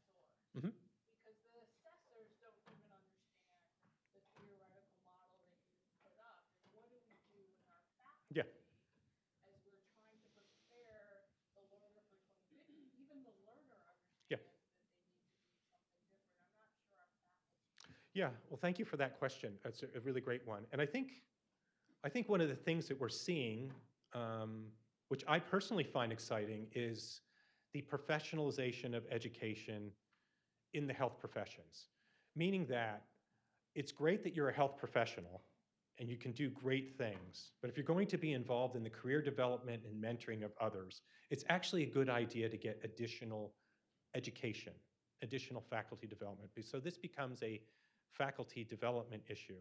And when I sit down with faculty and talk to them about things like context specificity, I actually draw a picture of a common patient situation, such as your very busy and tired resident is about to interact with a patient who's been waiting for an hour and they're concerned that they might have cancer. How do you think this is going to go? And let's walk through what that looks like and how you might improve, what performance would look like, how you would assess it, and how you might improve it. So I'm not so much into the language per se, but into the underlying concepts and ways that they can understand them and assess it. The good news is with things like context specificity, with how our brains work, if we can actually point out the things that you need to pay attention to, we're good at learning how to do that. So I think as we get over the faculty development hump, that things like context specificity will become more ingrained in our work, such that we will get better at teaching and assessing this and continue to advance the field. So a lot of faculty development, a lot of one-on-one or group conversations about it. Yeah. Thank you, Steve. Yeah.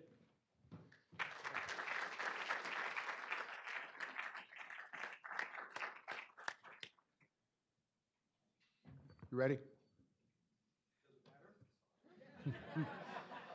No. So our last, well, not quite last, but our next and almost last speaker is Larry Gruppen, our honoree this afternoon, and who has already been introduced. So we will turn the podium over to you, Larry. Thank you. Well,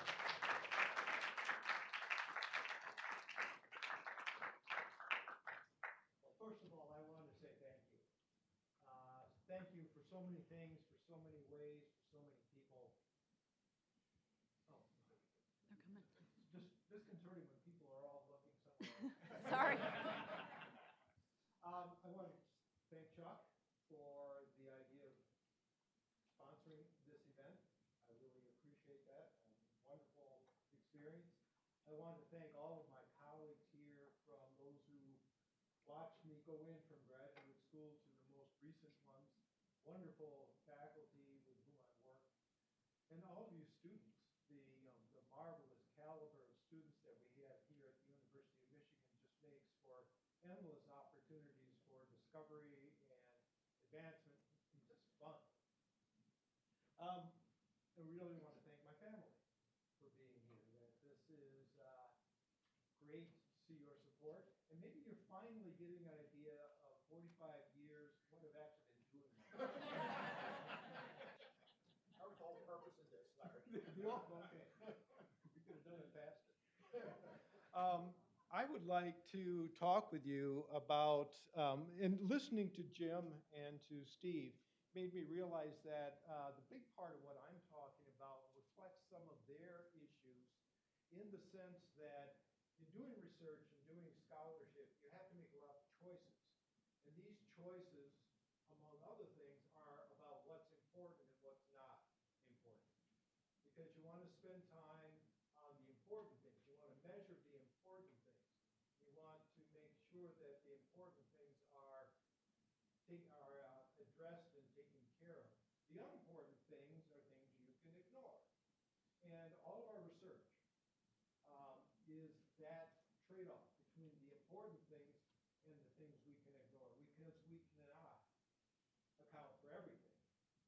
So that is something that kind of struck me, that throughout all of this, both Steve and Jim were talking about making these kinds of decisions, whether it was in clinical reasoning, expertise. You have to make choices. And that's kind of the background that I'd like you to have when we're going through this particular topic. This is something that I've been working on more recently in the past few years, and it really is all about this decision of what's important and what's not. So I'm going to do this in the context of the learning environment.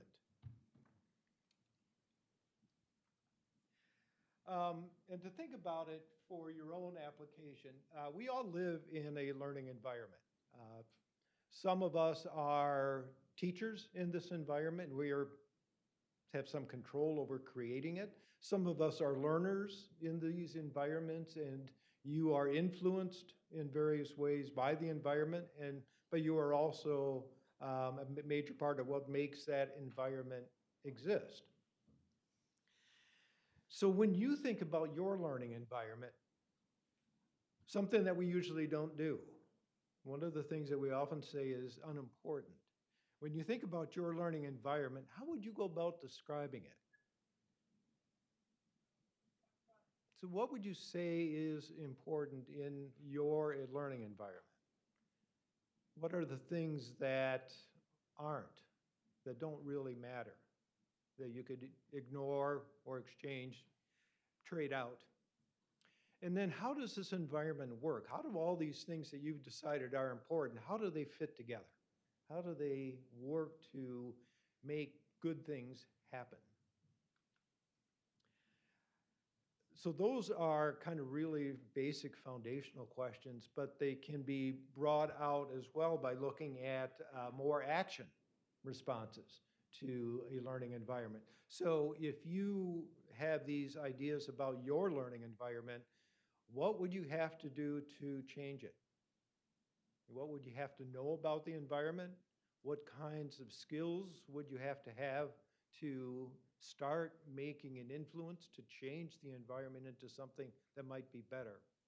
So these are kind of the questions that I've been wrestling with over the past 8 or 9 years. Excuse me. In this context, in the context of learning environment, specifically in medical education. But I hope that you'll also be able to recognize that these principles apply to just about any situation in which learning takes place. So in the overview for this, what I'd like to spend first is a few minutes, a couple of slides on definitions to show you primarily how inadequate they are. Then to go into what I think is the most important part of this is the whole issue of theory. Specific theories, but also the very purpose of theory. And then the challenge that both Steve and Jim highlighted of measuring the things that we think are important. So the definition of environment goes back to the French, Middle French of environ, where is defined as that which surrounds, or the things that are about or around something else. So an environment in terms of an educational environment is all of those things that surround learning or education. So that is, that first distinction between what's important, the learning, the education, and the environment that goes around it. Much more recently, the American Medical Association in 2007 gave their definition of the learning environment as a social system. And I think that these words are very important. This is very much a social phenomenon that includes the learner, obviously, but it includes a lot of characteristics of the learner. Your individual identity, your strengths, your weaknesses, but also the interactions you have with other people.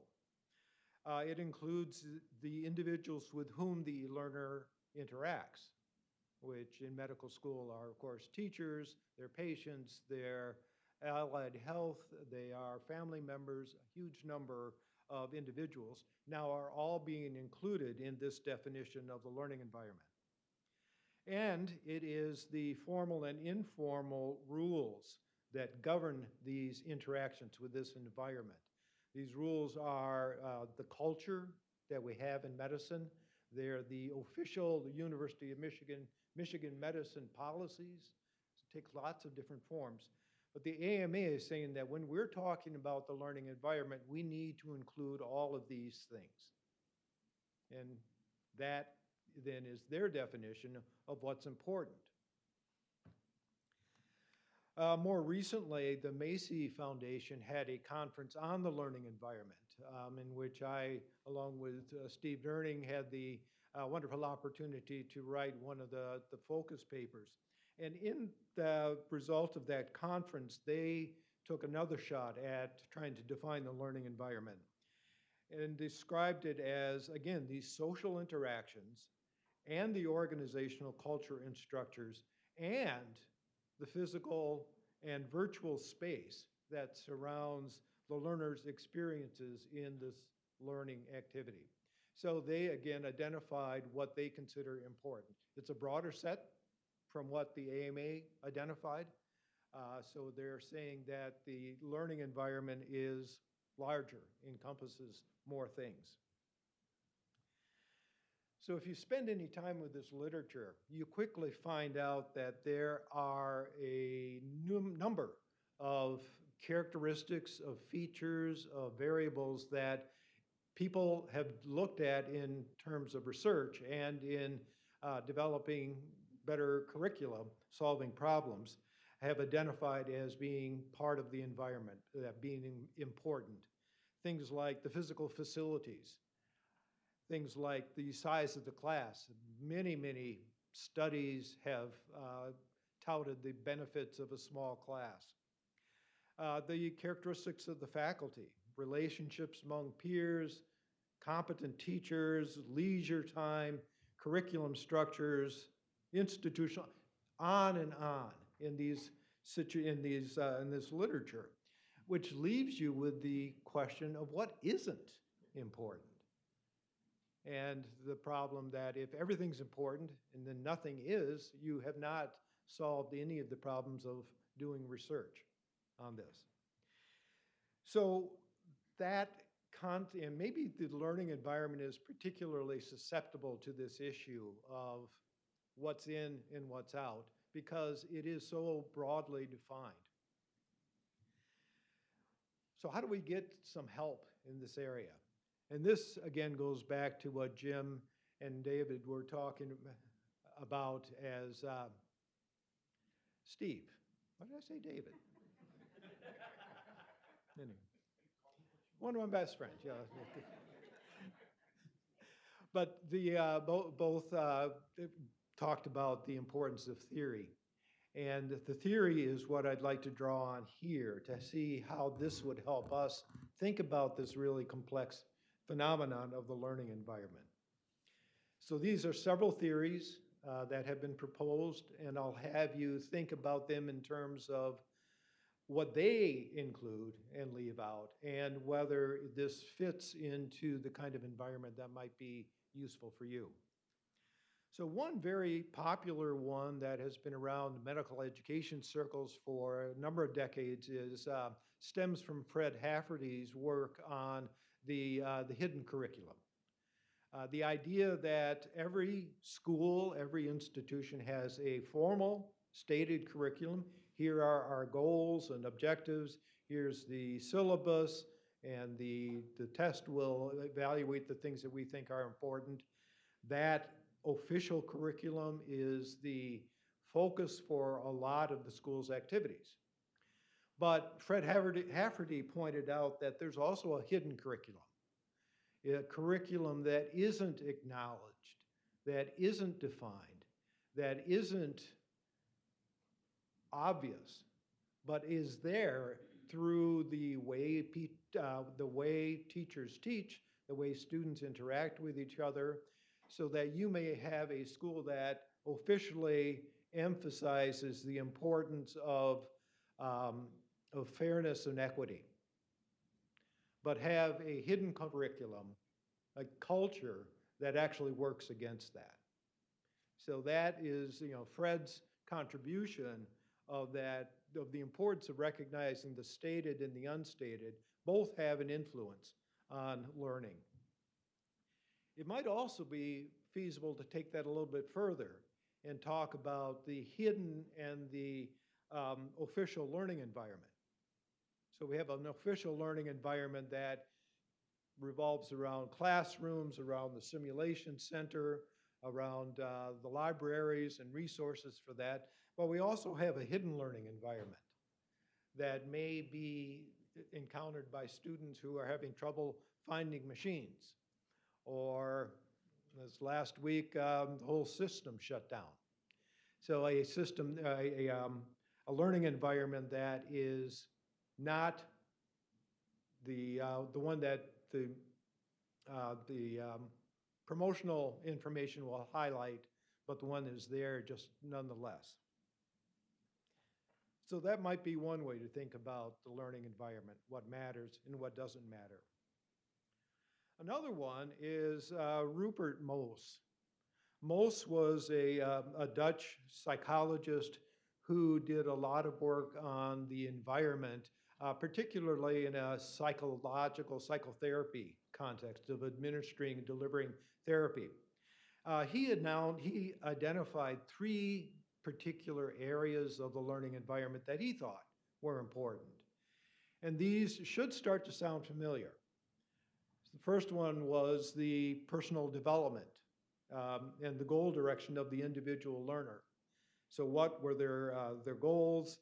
What kind of constructive criticism did they respond to? The second one was relationships, this interpersonal aspect of education. So the importance to most about the communication among students, the support that they received and affiliations that they had. The third one he identified was the system maintenance and system change, so that the learner could understand the purpose behind the institution, the direction in which it was going, and how responsive it could be to their needs. So MOLS is a theory that I highlight because it is the underpinning for most of the measures that we have for actually quantifying the learning environment in medical education.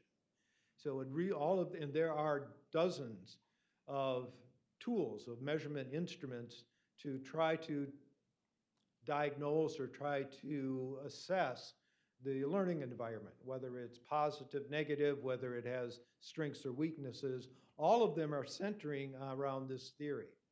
So to the extent that this theory is limited, has deficiencies, it has implications for our assessment as well.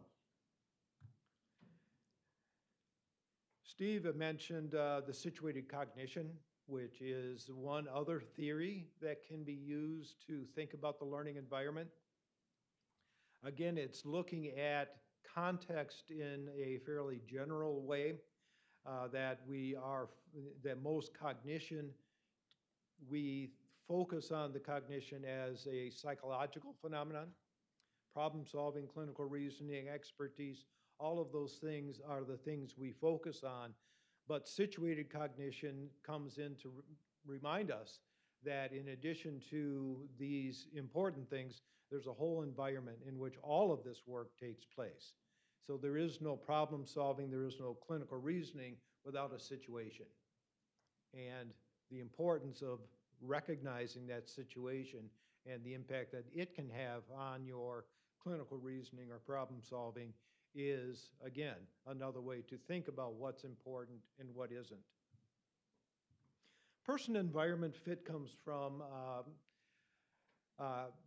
business, from industrial psychology. It is a philosophy, a belief system that you can identify skills and strengths, capabilities in individuals and find places for them in an organization for which that environment, the organization, has a need that can be fulfilled, supplied by these individuals.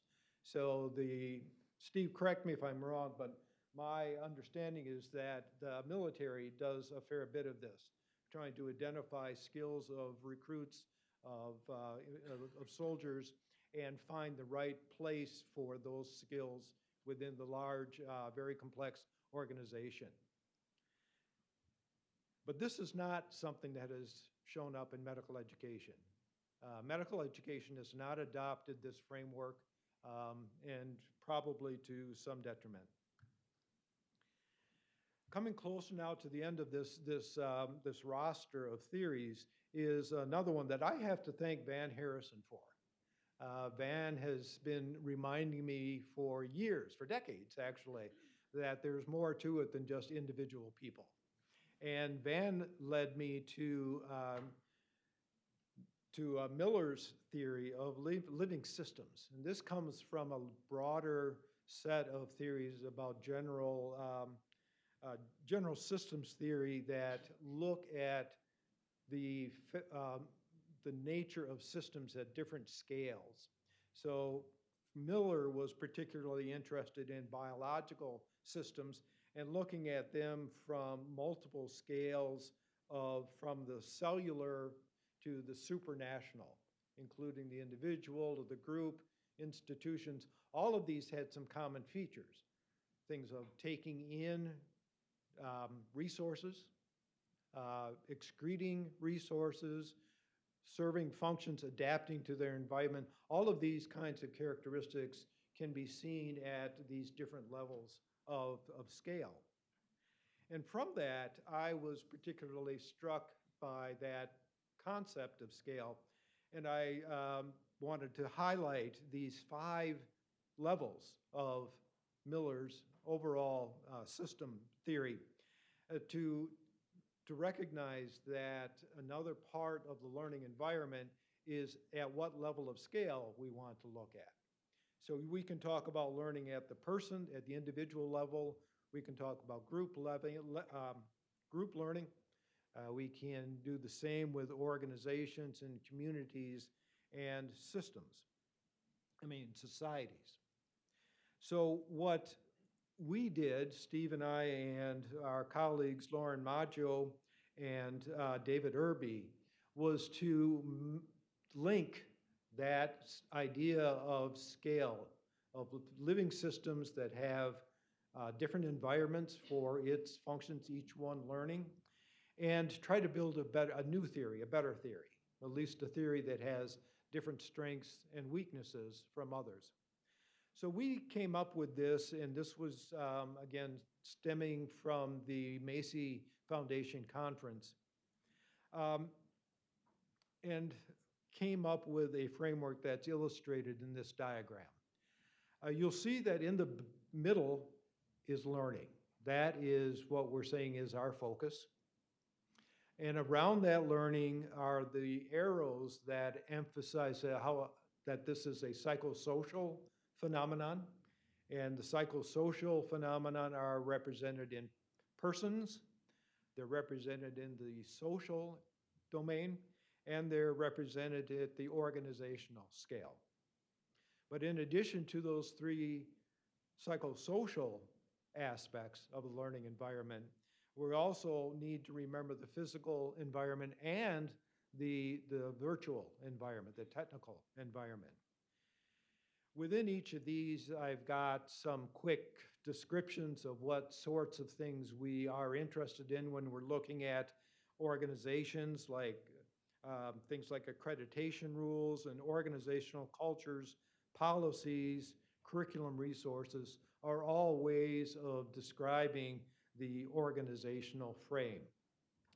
Similarly, for social, it is the community, the relationships that students have with each other, and so on for personal. So what I would like to do is just briefly go through this to highlight how this might help us think about the learning environment. At the personal level, all of you are being members of the learning environment are bringing with it your individualism, your unique characteristics, your strengths, your weaknesses, whether you are an introvert, extrovert, whether you are competitive or cooperative, the prior experiences that you've had that can be of such enormous benefit to your colleagues and your peers, but also the stress that you feel, the reaction to the environment. are all characteristics of you individually. But beyond that is the social level. So we can talk about all of those things by the individual, but as we're doing here, we're doing learning as a group. So the social interactions become equally important. Some of these can be formal, they can be informal, they can be teams, they can be competitors. A lot of the social aspects of this occurs between learners and faculty. So the interactions between faculty providing feedback and learners trying to understand how to interpret that are aspects of the learning environment at this social level of scale. And then at the organizational level of scale, we have an enormous campus of buildings and people doing things within this, for this educational environment that includes clinical care, scientific research, all of these functions being characteristics of the institution that is driven by cultures, policies, and opinions that have been set down, traditions that have been nurtured over many, many decades. So at each of these levels, we can focus on different parts of the learning environment that may influence learning, and using these to try to address our situation.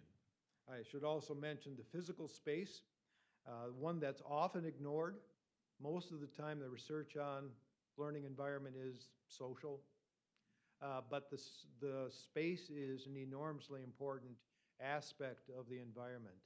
I just reviewed an article from Scotland that was looking at doctors' rooms in a clinic, actually a ward in their system, where the doctors had a place to actually go and talk to each other.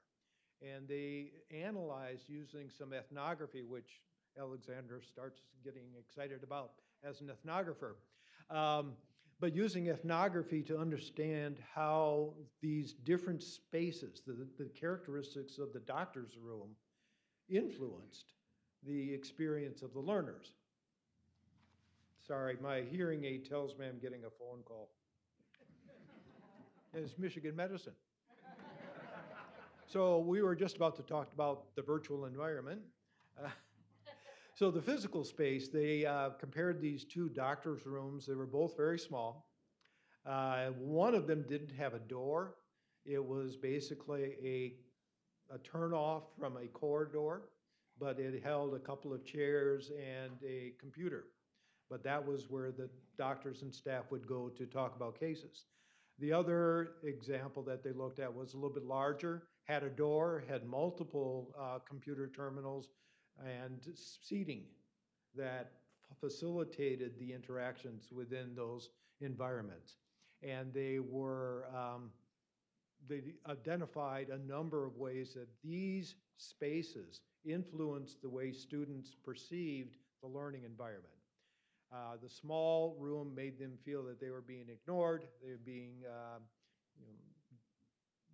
overlooked, not given credit.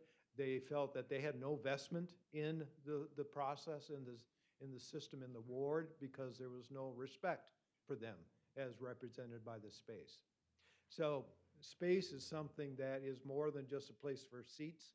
It is something that we need to think about in looking at our learning activities. And then, of course, the virtual space has become even more and more visible. It's in the diagram I showed you of our theory, we've lumped them together, but it is clear that they are really distinct and they need to be separated as aspects of the learning environment that warrant their own attention and have their own unique impact. Our department is the Department of Learning and Health Sciences, and the virtual environment is center to what this department is really focused on. It is uniquely situated to provide insight into these kinds of virtual environments in ways that enable learning to be examined at lots of different environments or lots of different different domains and at different levels of complexity.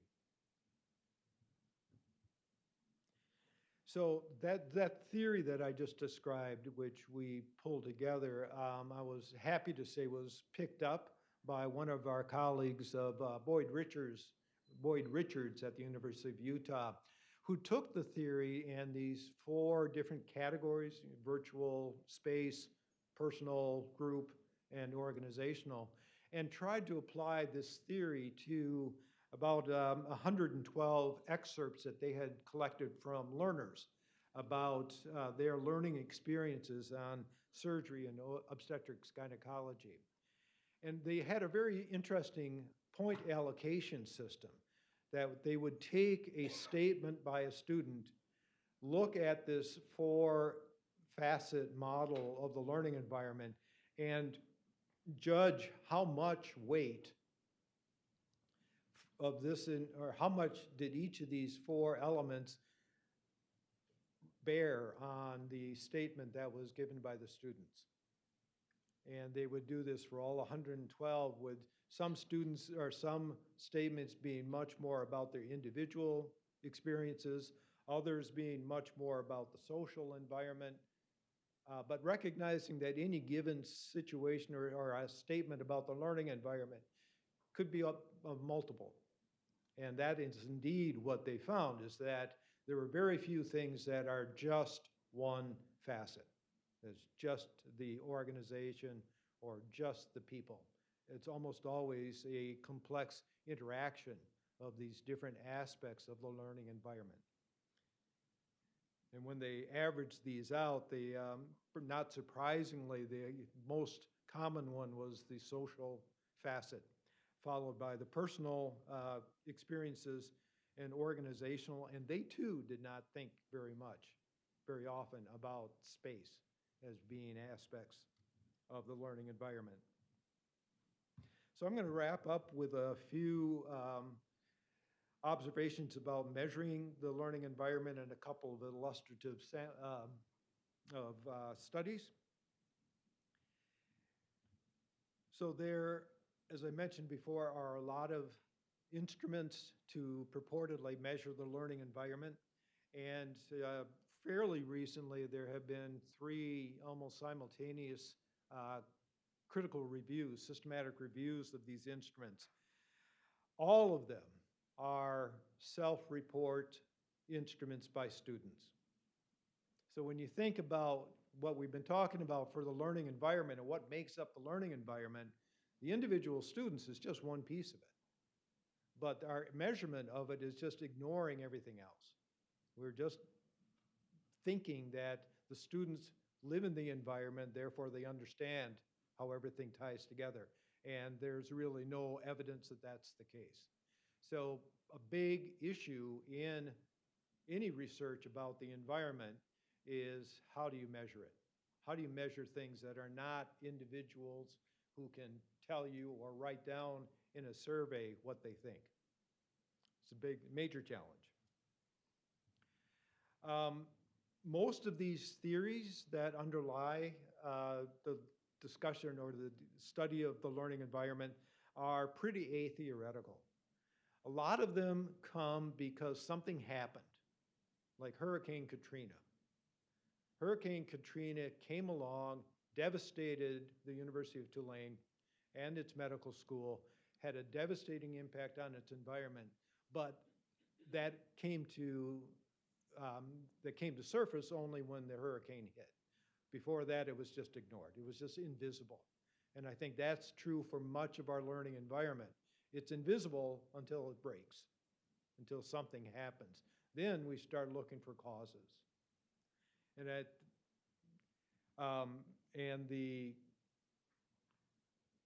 causes that are identified in these theories, these instruments and theories, are very, very limited. So some examples of how, once you've decided to do something about the learning environment, how you can fix it. This one is a systematic review that looks at a variety of characteristics or aspects of the learning environment, but specifically about grading. Grading Systems grading scales have been of enormous interest over the past decade of trying to identify whether we should go from a ABC or numerical grading to pass-fail. Lots of heat, lots of excitement and discussion about that. What this systematic review uncovered was that indeed moving from a graded system, A, B, C, D, E, F, to a pass-fail system had a lot of educational benefits. Less stress, less anxiety. There was some evidence that these benefits persisted over a couple of years. Most of these were single institutions, or not very many that were collaborating together. But if you look at the or look at the grading system as a critical part of the institutional facet of the learning environment, there's some hope that you can change the environment and bring about some improvements in the learner experience. Another popular one for dealing with what has become a bit of an epidemic of student distress and burnout is mental health programs. So introducing those into the learner environment as a way to try to address the personal facet of the model. And these demonstrate some impact of reducing the symptoms of depression and suicide, and has actually increased the number of self-referrals versus being referred by someone else to mental health services by a pretty substantial amount.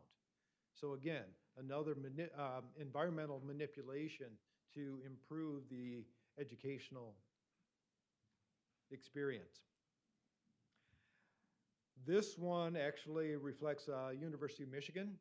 For those of you who have been around a really long time, this goes back to the 1990s, when we had a major curriculum change that disposed of a lot of our traditional lectures. We introduced some problem-based learning. We increased the clinical contact hours. We reduced the amount of time spent on taking tests. We had learning communities. We had all kinds of great ideas. And when we threw them all into a big pot, the result was that the students responded with fewer complaints of stress and burnout, more mental health, and less dropping out, better transition to medical school. So all of this curricular change helped, but we don't know which one. It was, it's throwing everything at the wall and hoping that something in there will stick. So it's another example where the research needs to sort out what really matters and what doesn't before you can actually start to put some of these curricular changes into common practice. I'm going to skip that one and finish with this one. So a lot of these studies have been focused on an individual institution. It may be one class of students, and or maybe one course. What is really missing is the more complex, sophisticated study designs that let you sort out where the impact of the learning environment is coming from, as it has an impact on some educational outcome. And Brent Stansfield, way up there, was my partner in crime on this, where we joined forces with Srijan Sen from the Mertzi. But he had a data set that was multi-institutional across the nation of what did I have here?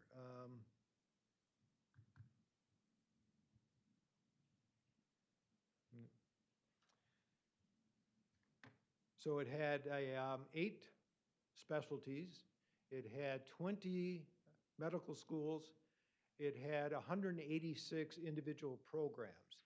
And all of those had the same survey to ask questions about the residents' experience of their environment and their satisfaction with workload. And what we found, that enabled us to do a multi-level hierarchical analysis to start to pull apart where the impact of the different characteristics of the residency programs were showing up and what effect they were having. And this showed that the institutions had a greater effect on learning environment satisfaction than did specialty. So it mattered more what school you're going to than what specialty you're in to make for a kind of a happy experience. But we found that individual programs, so when you hold the institution and the specialty stable, there were still differences that the individual program introduced into the learning environment. So that it highlighted for us what we've been arguing all along is that the learning environment is very complex. There are multiple things happening. It's the individuals, it's the organization, it is the program. All of these things are working together to influence the environment. So for this, I want to just wrap it up and emphasize that, as we've been saying, those of us who are social scientists in the medical profession, sometimes run into these attitudes that social sciences, education, philosophy, all of these, they're soft sciences. You know, they're really weak. You know, there's no rigor to them. And my argument has been that it's not that they're weak, it's that they're complicated. And you know, the idea that one Nobel Prize winner suggested, you know, think how difficult physics would be if electrons could think. So when we're dealing with all of our subjects as individuals with fascinating, unique characteristics and histories, working together in random, variable collections of people doing very, very sophisticated activities like problem solving and clinical reasoning, it shouldn't be a surprise to anybody that this is complex and that trying to understand it is, we're still working on it after decades or hundreds of years. And that the learning environment is particularly challenging because it is focused on this issue that I raised at the beginning of identifying what's important, what we need to pay attention to, and what we don't. So I hope that by listening and thinking about this example of the learning environment, you'll all have the opportunity to do your own reflection on how you assume that you know what the right things, the important things are, and what, as Steve said about some humility, that you recognize that you may be wrong. So, thank you again.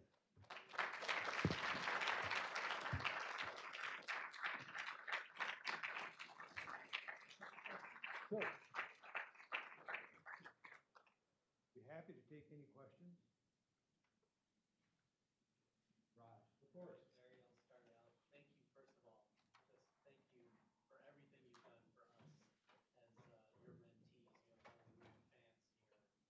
Your speech highlighted a lot of the ways in which you make us think differently. I want you to reflect, if you don't mind, for us, your role as a social scientist in health professions education. You haven't focused your energies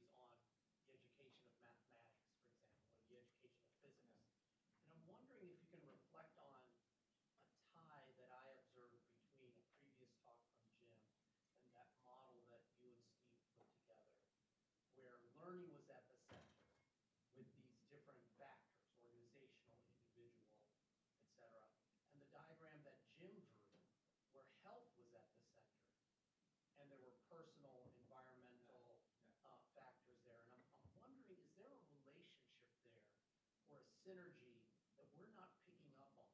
In other words, are the same determinants of health related to the same determinants of learning? And is there something there for us to think about why learning may be one of the most important determinants, social determinants of health, and why health of learners influences their learning? It hadn't struck me before until I saw both those diagrams. And I'm a simple guy, but they look pretty similar, so I know you didn't elaborate. You always come up with the deep, sophisticated questions. I had two answers to that, I think. One is kind of a historical one that at one point the engineering was trying to emulate medical education by bringing in people, trying to nurture the educational skills of the faculty. But engineering took a different approach, that they were taking engineers and teaching them about these educational principles. What I've seen in medicine is that there's more of a tendency to see educators as specialists, like a rheumatologist, dermatologist. Educators have their specialty. Any teacher knows a certain body of knowledge about education from their own experience, what they picked up, but they certain recognition that these are not trained in this area. And medicine, by its specialization and its referral culture, I think is, from my perspective, has always been much more willing to call in an expert when they need help, when there's something that we can contribute. And that's, I think, is a really interesting issue now. I'm digressing, but now when there are so many more master's programs and other kinds of faculty development initiatives for physicians to really bolster their educational credentials at the same time, whether that changes the relationship that you've identified that social sciences have had with medicine, that hasn't really replicated in any of the other professions that I'm aware of. The second part was about the determinants of health and how those might be organized. It's something I need to think about some more, because I think it's a really provocative question. In terms of the specifics about this model, we try to build it to be very general. So this isn't limited to the basic science classroom or the simulation center. It is education and learning of any kind, formal, informal, and is this a structure, a framework by which you can hang on to the framework different elements. So the determinants of health, I think, are things that I'd want to see how they hang on to this framework as a way to see the similarity with the educational things that we talked about. One more? One more? We can take bids. Cool. Never mind. I think that's it. Okay. Thank you, Larry.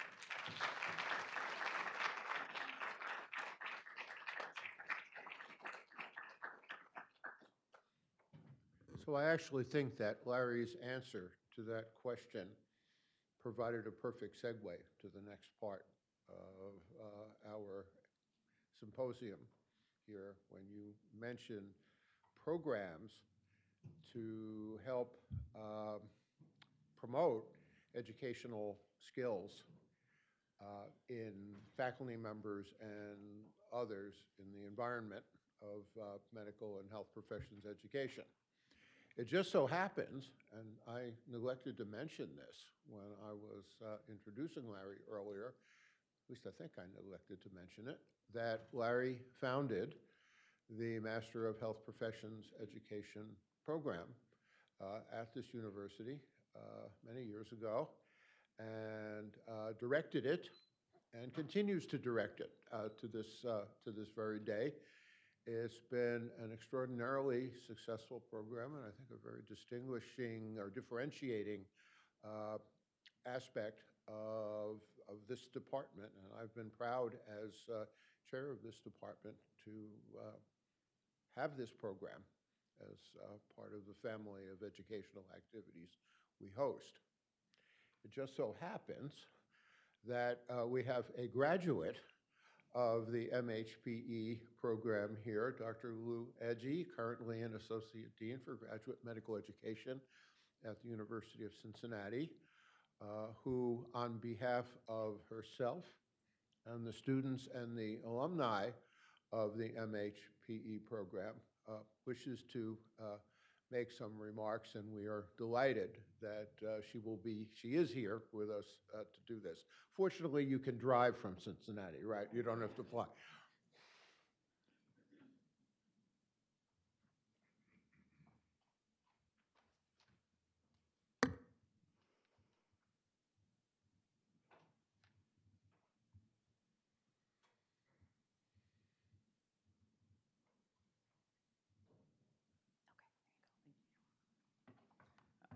Thank you, Dr. Friedman. I will be brief. I know it's been a long afternoon. I'm Lou Edgy, and I am just thrilled to have a little bit of real estate on the agenda, specifically to honor you, Larry. You've been really quite amazing. And as I was thinking about this talk, I thought the right title would be The Gruppen Effect. And so just to explain exactly what that is, the Gruppen Effect is at the intersection of innovation, influence, and impact. Larry put together a top-shelf team. He challenged the status quo with the educational methods in his new program to become one of the very first competency-based programs in the world, actually, for this particular MHPE. It is customized, inspired, and mentored. And since the sine qua non of competency-based medical education is rigorous assessment, he made sure that we had a really strong assessment team. And that was going to be particularly important because each learner had their own curriculum. And so the assessment committee had to adapt for every single assessment that came through. Also, each learner had the full breadth of the expertise, both human and material, of the University of Michigan, both in subject matter experts as well as resources. This is a complex map. It's not meant to be read. It's just to demonstrate that under all of the curricula, what ended up happening is that each learner had to demonstrate competencies across 12 competencies in 5 domains. The 5 domains were theory of teaching and learning, teaching practice, assessment and evaluation, research and scholarship, and leadership. And we had entrustable professional activities that needed to demonstrate our competence. On impact, we've had a total of 86 learners, 36 graduates, 31 are current attendees. Learners who are from Michigan, specifically who identify as underrepresented in medicine, there are 12. The average years in the program, 2.9 years. We did have 16 that withdrew for multiple different reasons. We have most of the faculty, most of the learners are actually attendings. So this was actually something that was able to be done in the course of being a full-time employee. I was a program director at the time I came through. And Larry did a fantastic job of recruiting 18 of us to be faculty. This graph, and I'm going to say uniform services is not on here. I forgot that one. I apologize, Steve. But this demonstrates the breadth of his reach from Michigan all the way to Riyadh, Saudi Arabia. Those are our learners. So 2023 is the 10-year anniversary of the inception of the program, which was in 2013. As a result, this is the perfect time for a 10-year program evaluation. And we have started that process. The program evaluation team includes myself, Don Harris, and Carrie Grubb. And so a couple of themes came out. Number one, we realized that the narrative component of our data set, just about every single learner talked about how effective Larry was and how central he was in their success. There were some major themes that came out, a lot of program engagement, a lot of personal growth. There was satisfaction with the program expectations. There was a lot of community, and of course, the community is the foundation upon which other work and relationships can happen. And interestingly, only 57 had mentioned, there were mentions of professional requirements. So in other words, this was something that people wanted to do. They were intrinsically motivated. This is another way to look at this information. Again, you can see satisfaction and personal growth, engagement, and so forth were really high marks.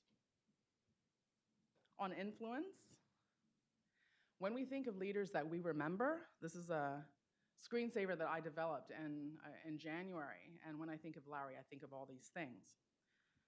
They give more than they take. They acknowledge when they're wrong. They work with us. They help us when we're wrong. They develop us.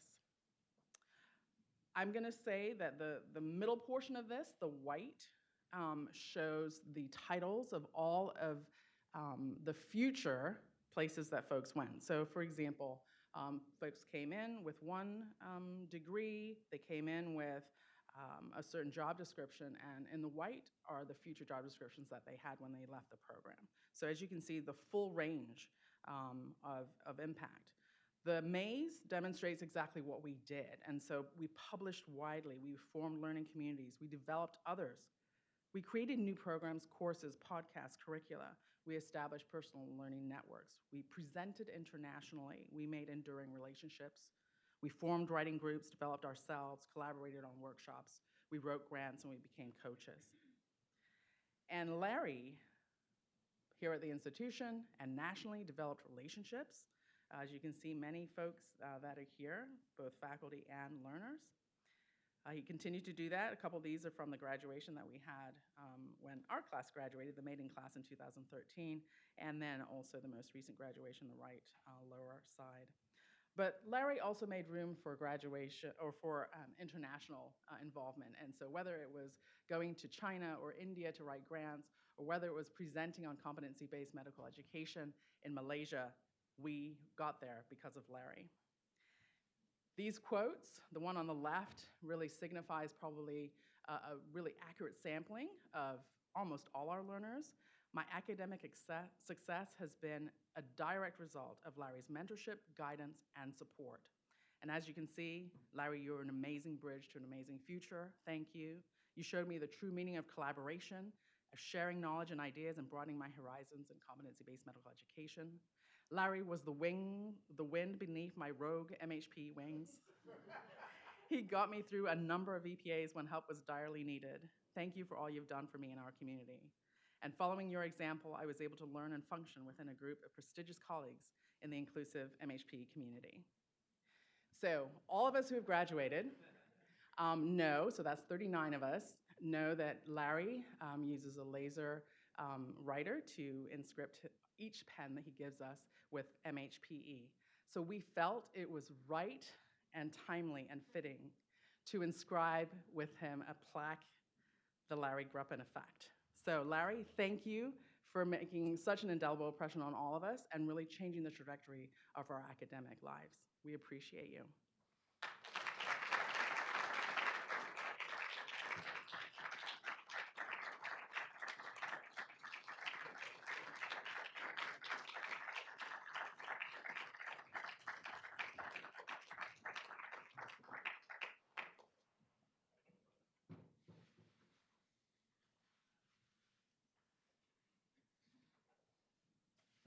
Lou, thank you so much for that.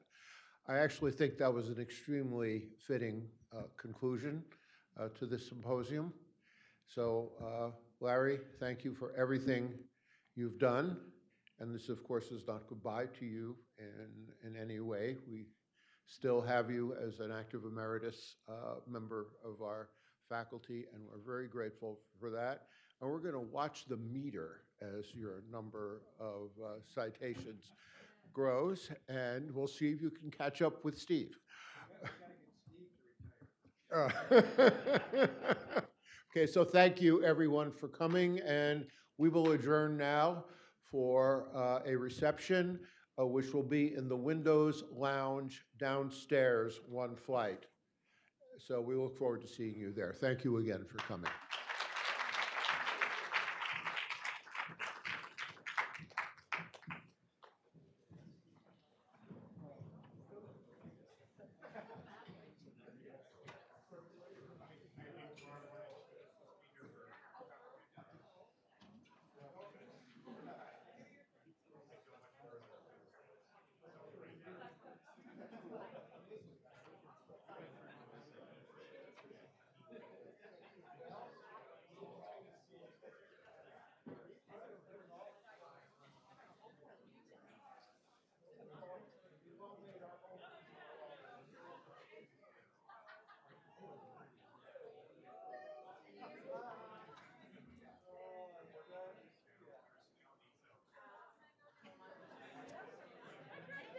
How are you? Good, how are you? Good, good to see you.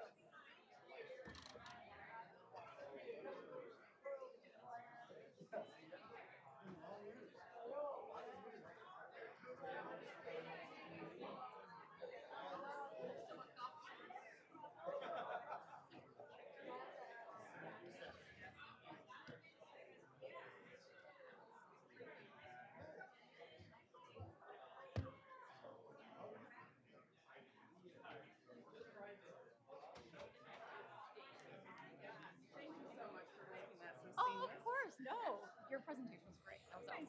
How do you get personal touch? It was good. Yes, awesome. I'm like, wait, I'm